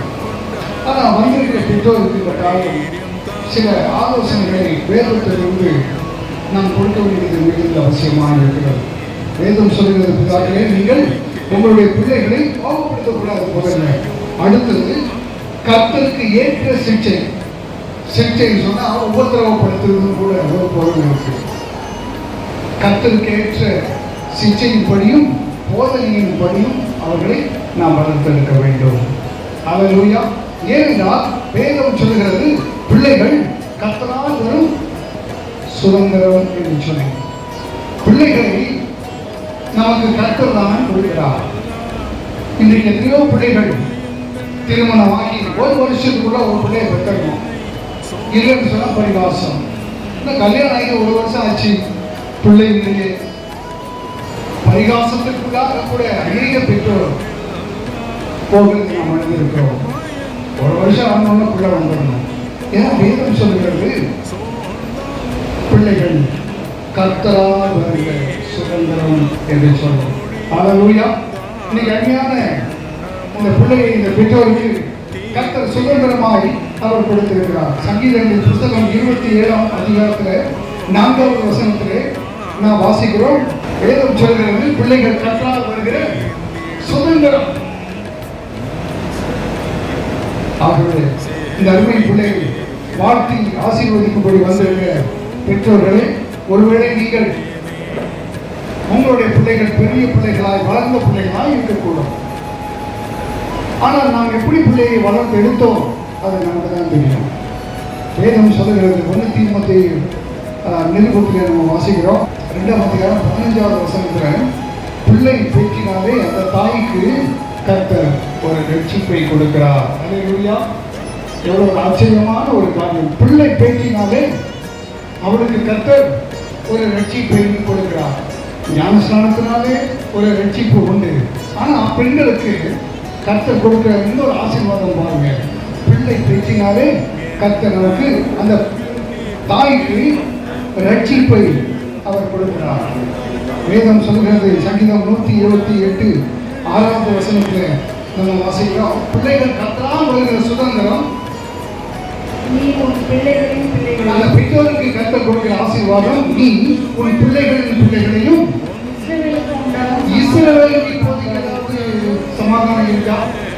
நம்ம பிறந்ததுக்கு இதுக்கு முன்னால் வந்து இஸ்ரவேலுக்கு சமாதானம் கிடையாது. ஆனால் வேதம் சொல்கிறது, இஸ்ரவேலுக்கு கட்டாயம் சமாதானம் வரும். அந்த சமாதானத்தை யார் பார்க்க போறாங்க? உன் பிள்ளைகளின் பிள்ளைகள், அவருடைய சந்ததி இஸ்ரவேலுக்கு வருகிற சமாதானத்தை காண்பார்கள் என்று சொல்லி. ஹல்லேலூயா. அப்ப கட்டாயம் இஸ்ரவேலுக்கு சமாதானம் உண்டு. நம்முடைய சந்ததி கட்டாயம் அதை காணும் என்று வேதம் சொல்கிறது. ஹல்லேலூயா. நம்முடைய பிள்ளைகளை நாம் எப்படி வளர்க்க வேண்டும்? ஒரு சின்ன வேதத்தின்படி கர்த்தர் நமக்கு என்ன ஆலோசனை கொடுக்கிறார் என்பதை சுருக்கமாக நாம் இன்றைக்கு தியானிக்க போகிறோம். பிள்ளையை எப்படி நாம் வளர்க்க வேண்டும்? முதலாவதாக ஈசாக்கு, அவனுக்கு 2 பிள்ளைகள் இருந்தது. மூத்தவன் பெயர் ஈசா, 2வது பையன் பேர் யாக்கோபு. ஆதியாகமம் புத்தகம் 25ஆம் அதிகாரம் 27, 28 வசனத்தில் நம்ம வாசிக்கிறோம். இந்த ஏசா 2 பேர் வித்தியாசமான ஒரு கேரக்டர்ஸ். ஏசா அவன் நல்ல வேட்டையாடுவான், நல்லா சமைப்பான். வேதாகமம் அவனை அப்படிதான் சொல்லுகிறது. அடுத்தவன் இளைவன் பேரு யாக்கோபு. அவன் எப்படிப்பட்டவன்? நல்ல குணசாலியாக இருந்தான் என்று வேதம் சொல்கிறது. மாத்திரமல்ல, அவன் கூட வாசியாக தாய் தேவன் வீட்டிலேயே இருந்தான். அவன் அது மாத்திரமல்ல, வனாந்தரத்தில் கர்த்தரை அவன் ஆராதிக்கிறவனாக இருந்தான். இந்த 2 பிள்ளைகள், ஒரு தாய் தகப்பனுக்கு பிறந்த இந்த 2 குழந்தைகள் வித்தியாசமான சுபாவத்தை உடையவர்களாக இருந்தார். உங்களுக்கு இந்த 2 பேருடைய சம்பவங்கள் தெரியும். ஒருவன் தேவனாலே அங்கீகரிக்கப்பட்டான், ஒருவன் நிராகரிக்கப்பட்டான். வேதம் சொல்லுகிறது, எபிரேயர் நிருபத்தில் 12ஆம் அதிகாரம் 14-17 வசனத்தில் நம்ம வாசிக்கிறோம். ஏசாவை குறித்து நமக்கு அதிகமாக வேதாகமத்தில் இல்லை, அவனுடைய கதாவோட புரிஞ்சு போச்சு. ஆனால் யாக்கோபு அவன் கோத்திரங்களில் பிதா என்று எண்ணப்பட்டான். அந்த ஏசாவுடைய கதை எப்படி முடிஞ்சு சொன்னால் வேதம் சொல்கிறது, மனம் மாறுகளை அவன் விரும்பினான், ஆனாலும் அது கிடைக்காமல் போயிட்டு அவனுக்கு கண்ணுங்களுக்கு பின்னாக சூரிய நமஸ்காரம். ஏசா எல்லாவற்றையும் கேவலம் ஒருவரை சாப்பாட்டுக்காக அந்த பைத்த கூடுக்காக கர்த்தர் கொடுத்திருக்கிற சுதந்திரமாக சேஷ புத்திர பாகத்தையும் விற்று போட்டான் என்று வேதம் சொல்கிறது. கர்த்தர் நமக்கு கொடுத்திருக்கிற ஆசீர்வாதங்கள் கர்த்தருடைய நாமம் மகிமைக்கு என்று நாம் பயன்படுத்திக் கொள்ள வேண்டும். ஹல்லேலூயா. அவன் கூடார வாசியாக இருந்தான் யாக்கோபு. ஆனாலும் தன்னுடைய தாய் என்ன சொல்கிறாரோ அவர்களெல்லாம் கேட்டு நல்ல பிள்ளையாக இருந்தான். ஆனால் மூத்தவன் அப்படி இல்லை. அவன் மனத்திலே சஞ்சரிக்கிறவனாக இருந்தான், இச்சை இலக்கம் இல்லாதவனாக இருந்தான். ஆகவே கர்த்தர் அவனை நிராகரித்தார். இது ரெண்டு பேரும் இந்த பேரென்று வளர்க்கிற முறைதான். ஆனால் தேவனுடைய அனாதி தீர்மானம் இவருடைய பெற்றோராகிய இந்த தாய்க்கு மிகுந்த பிரச்சனை. வயிற்றுல 2 பிள்ளைங்க. அந்த 2 பிள்ளைங்க சும்மா இல்லை, வயிற்றுக்குள்ளே என்ன பண்றாங்க, சண்டை போடுறாங்க. பெற்ற தாய்க்கு ரொம்ப பிரச்சனையாக போச்சு. வயிற்றுக்குள்ள இருக்கும்போது இந்த கோடு போட்டுக்கிறாங்க, இனி வெளியே வந்தால் எந்த அளவுக்கு போட மாட்டாங்க. ஆகவே கர்த்தரிடத்தில் இது என்னமாய் முடியுமோ என்று சொல்லி கர்த்தரிடத்தில் விசாரிக்கும்படி அவள் கடந்து போனார். கர்த்தர் விஷயத்தை சொல்லிட்டார், அவருடைய பிறப்புகள் எப்படி இருக்கும் என்று விஷயத்தை சொல்லியாச்சு. ஹல்லேலூயா. நாம் எப்படி பிள்ளை நாம் வளர்க்கிறோம்? ஒருவன் தேவனாலே நிராகரிக்கப்பட்டான், இன்னொருவன் கர்த்தராலே அங்கீகரிக்கப்பட்டது மாத்திரமல்ல, 12 கோத்திரத்திற்கு அவன் பிதாவாய் மாறினான். இஸ்ரவேலுக்கு அவன் பிதாவாய் மாறினான், கோத்திர பிதாவாய் மாறினான் என்று வேதம் சொல்கிறது. அடுத்தபடியாக ஆதியாகமம் புஸ்தகத்தில் நம்ம வாசிக்கிறோம் 30ஆம் அதிகாரம் 22வது வசனத்தில், தேவன் ராகேலை நினைத்தருளினார். ஹல்லேலூயா. அவளுக்கு பிள்ளை இல்லை, ஆனால் மற்றவங்களுக்கு எல்லாம் யாக்கோபுடைய மற்ற மனைவிகளுக்கெல்லாம் பிள்ளை இருந்தது. ஆனால் இந்த மனைவி ராகேலுக்கு பிள்ளை இல்லை. அவன் என்ன செஞ்சான், எனக்கு பிள்ளை இல்லை, புருஷனுடைய சட்டையை புருஷனுக்கு கேட்டாலும் தெரியாது, எனக்கு பிள்ளை வேணும். இதை என்ன வேணும், வேற யாருக்கு கேட்க முடியும்? புருஷனுக்கு தான் கேட்க முடியும். நீ தானே என் புருஷன், எனக்கு பிள்ளை வேணும், இல்லைன்னா நான் சாக போறேன் அப்படின்னு சொல்றான். ஆனால் அதுக்கு அவன் என்ன பதில் சொல்றான் தெரியுமா? கர்த்தர் அல்லவோ உன் கர்ப்பத்தை அடைத்து இருக்கிறான், உனக்கு பிள்ளையை கொடுப்பதற்கு நான் என்ன தேவனும். அப்ப பிள்ளையை கொடுக்கிறது யாரு? தேவன் தான் பிள்ளையை நமக்கு கொடுக்க வேண்டும். ஹல்லேலூயா, ஹல்லேலூயா. அவள் பெற்ற அந்த ஆண் பிள்ளைகளுடைய பேர் என்ன சொல்ல முடியுமா? அவருடைய பேர் என்ன? யோசேப்பு. யோசேப்பை குறித்து வேதம் சொல்கிறது, அவன் கனிதரும் திராட்சை செடி என்று சொல்றான். ரொம்ப நாள் குழந்தை இல்லை, ஆனாலும் மற்ற பிள்ளைகளை பார்க்கிறோம் எல்லாம் இந்த கர்த்தருடைய இருதயத்துக்கு ஏற்றவனாய் அவன் காணப்பட்டான் என்று வேதத்திலே நம்ம வாசிக்கிறோம். நாம் நம்முடைய பிள்ளைகளை எந்த விதத்தில் நாம் வளர்த்திருக்கிறோம் அது நமக்கு தான் தெரியும். வேதம் சொல்லுகிறது, அந்த யோசேப்பு எப்படி இருந்தாலும் வீட்டில் மற்ற பிள்ளைகள் மற்ற சகோதரர்கள் செய்கிற தவறுகளை உடனே வீட்டில் வந்து போட்டு கொடுத்துருவான். சகோதரர்கள் இந்த மாதிரிலாம் செய்கிறாங்க அப்படின்னு சொல்லுவான். இது மற்ற சகோதரர்களுக்கு பிடிக்கல. ஆகவே அவங்க என்ன பண்ணாங்க, அவனை கதையை முடிச்சவங்க சொல்லிக்கிட்ட போட்டாங்க. ஆனாலும் கர்த்தர் யோசேப்போடு கூட இருந்தார், அவன் மேல் கிருபை வைத்தார் என்று வேதம் சொல்கிறது. பிள்ளைகளை நம்ம வளர்க்கலாம், ஆனால் கர்த்தருடைய கிருபை அவனோடு இருக்கிறதா? பிள்ளைகளை நம்ம இஷ்டத்துக்கு வளர்த்து விட்டுட்டு கடைசியில் நம்ம குறை சொல்லி தெரியக்கூடாது. நிறைய பேரண்ட் இன்னைக்கு அப்படி தான் செய்கிறாங்க. நான் நல்லபடியாக தான் வளர்த்தேன், ஆனால் இந்த மாதிரி மாறி போயிட்டாங்க. எத்தனையோ பேர் சொல்கிறாங்க. வேதம் சொல்லுகிறது கர்த்தருக்கு ஏற்ற சிக்ஷையின்படி, கர்த்தருக்கு ஏற்ற சிக்ஷையின்படி அவருடைய ஆலோசனையின்படி நாம் பிள்ளைகளை வளர்த்திருக்க வேண்டும். ஒரு சம்பவத்தை நம்ம வாசிக்கிறோம். ஆதியாகமத்தில் மோசே நாணல் பெட்டியில் அனுப்பி விட்டுட்டாங்க. ஆனால் பார்வோன் ராஜகுமாரத்தினுடைய கண்களில் அந்த பிள்ளை பட்டது. ரொம்ப அழகாக இருக்கு. வீட்டுக்கு எடுத்து வந்தாச்சு. இங்கே அதை வளர்க்குறதுக்கு யாராவது ஒரு தாய் வேணும். ஆனால் அந்த பெற்ற தாய் இடத்துல எனக்கு தெரியாது. ஆனால் அவ ஒரு காரியத்தை சொல்லுகிறாள், இந்த பிள்ளையை எனக்காக வளர்த்துடு. அல்லேலூயா. இந்த பிள்ளையை எனக்காக வளர்த்துடு. யாத்திராகமத்தில் நம்ம வாசிக்கிறோம். 2ஆம் அதிகாரம் 9வது வசனத்தில் வாசிக்கிறோம், இந்த பிள்ளையை எனக்காக வளர்த்துடு. இன்றைக்கு கர்த்தர் நமக்கு பிள்ளையை கொடுத்திருப்பார் என்று சொன்னால் அது நம்முடைய பிள்ளை தான். ஆனால் அதை கொடுத்தது யாரு? தேவனாகிய கர்த்தர் தான் நமக்கு பிள்ளையை கொடுக்கிறார். எனக்காக இந்த பிள்ளையை வளர்த்துடு, நான் உனக்கு சம்பளம் கொடுக்கிறேன். உங்க பிள்ளைங்க நீங்க வளர்க்குறீங்க, ரொம்ப கஷ்டப்பட்டு எல்லாருக்கும் அவங்க எப்படி வளர்த்த தெரியுமா சொல்றாங்க. ஆனா வேதம் சொல்லுகிறது இந்த பிள்ளையை எனக்காக வளர்த்துடு. கர்த்தர் உங்களுக்கு கொடுத்திருக்கிற ஒவ்வொரு பிள்ளையையும் கர்த்தருக்கு நாம் வளர்க்க வேண்டும். அல்லேலூயா. இன்னைக்கு நிறைய பேர் பொம்பளை பிள்ளையை விட ஆம்பளை பிள்ளைங்க கேட்குறாங்க. ஆம்பளை பிள்ளைங்க நல்லா இருக்கும், ஏன்னா அவன் தான் சம்பாதிச்சு கொண்டு வந்து கொடுப்பான். அல்லேலூயா. அது அந்த காலம்.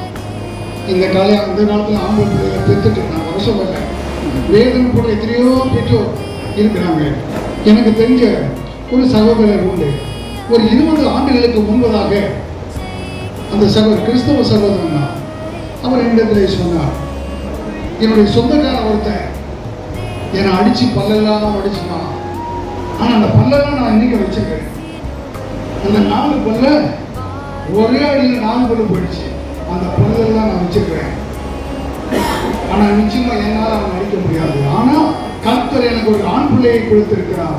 அவனை நல்ல கராத்தை கற்றுக் கொடுத்து என் பல்ல எப்படி உடைச்சானோ அதே போல அவனுடைய பல்ல உடைக்கணும். வேதம் சொல்லுகிறது கர்த்தருக்கு ஏற்ற சிக்ஷையின்படி நம்ம வளர்த்திருக்கிறத விட்டுட்டு இஷ்டப்படி நம்ம வளர்க்க விட்டா, அதாவது இஷ்டப்படி வளர்க்கப்பட்ட பிள்ளை தன்னுடைய தாய்க்கு எப்படி இருக்கானா இலட்சியை கொண்டு வருகிறான் என்று வேதம் சொல்கிறது. கடைசியில் என்னாச்சு? 10 வருஷத்துக்குள்ளாக அடிச்சு பல்ல உடைச்சவன் மேலே போய் சேர்ந்துட்டான். ஆனால் இந்த சகோதரன் தன்னுடைய பிள்ளையை மூர்க்கத்தனமாக வளர்த்தெடுத்தார். வளர்த்தெடுத்ததுக்கு பிறகு இன்னைக்கு ஊருக்கே அவர் ரவுடியாகி போயிட்டார். அதே சகோதரன் தற்சமயம் கொஞ்ச நாட்களுக்கு முன்பதாக என்னை சந்தித்து என் பிள்ளை ஏன் இப்படி இருக்கிறான்னு தெரியல. போன மாதம் என்னுடைய பிள்ளையினுடைய பிறந்த நாள் வந்தது. அந்த பிறந்த நாள் ராத்திரி 12 மணிக்கு அவருடைய ஃப்ரெண்ட்ஸுகெல்லாம் வந்தாங்க. ஒரு பெரிய சரவடி கொண்டு வந்து வச்சாங்க. கிட்டத்தட்ட 10-15 நிமிஷம் வெடிக்கிற மாதிரி அந்த பட்டாசு கொளுத்துனாங்க. நடு ரோட்டில் கேக்கு வெட்டினாங்க. ஒரு பெரிய ரவுடியாகவே மாறி போயிட்டான். வேதம் சொல்லுகிறது கர்த்தர் நமக்கு கொடுத்திருக்கிற பிள்ளை நமக்காக மாத்திரம் அல்ல, பிரியமானவர்களே, எனக்காக வளர்த்தது, நான் உனக்கு சம்பளம் கொடுத்தேன். அல்லேலூயா. கர்த்தர் பிள்ளையை வளர்ப்பதற்கு எல்லா காரியத்தையும் அவர்தான் நமக்கு கொடுக்கிறார். ஆனால் நம்ம எப்படி வளர்த்தெடுப்போம் அதுதான் முக்கியமான காரியம்.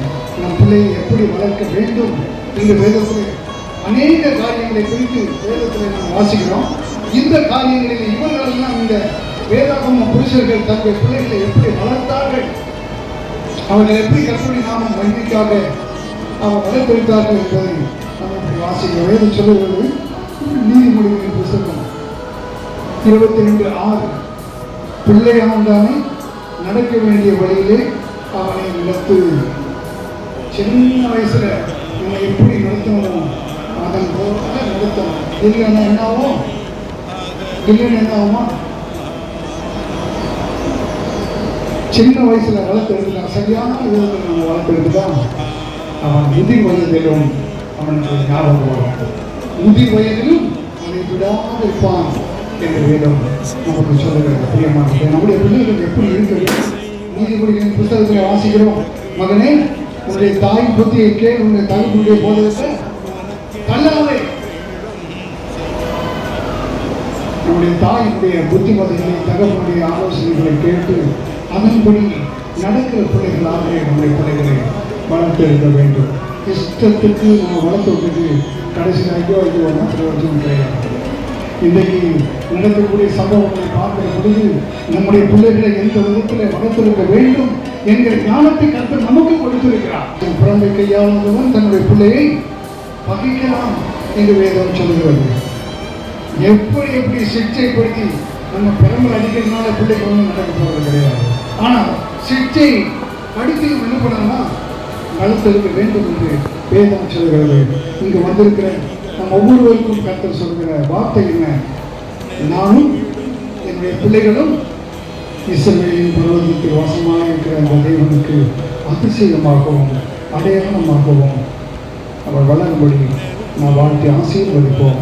ஒரு நிமிடம் நம் தலைகளை தாழ்த்தி அருமை பிள்ளைக்காக, அந்த அருமையான பிள்ளையை பெற்றெடுத்த பெற்றோருக்காக நாம் ஒரு நிமிடம் நாம் செபிப்போம்.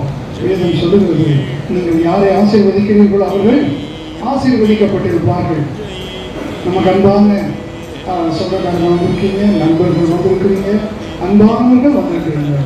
நீங்கள் கரத்தை உயர்த்தி ஆசீர்வதிக்கும் போது அந்த ஆசீர்வாதம் அந்த பிள்ளையினுடைய அந்த பெற்றோருடைய சிரசின் மீது அது அப்படியே வந்து தங்கும் என்று வேதம் சொல்கிறது.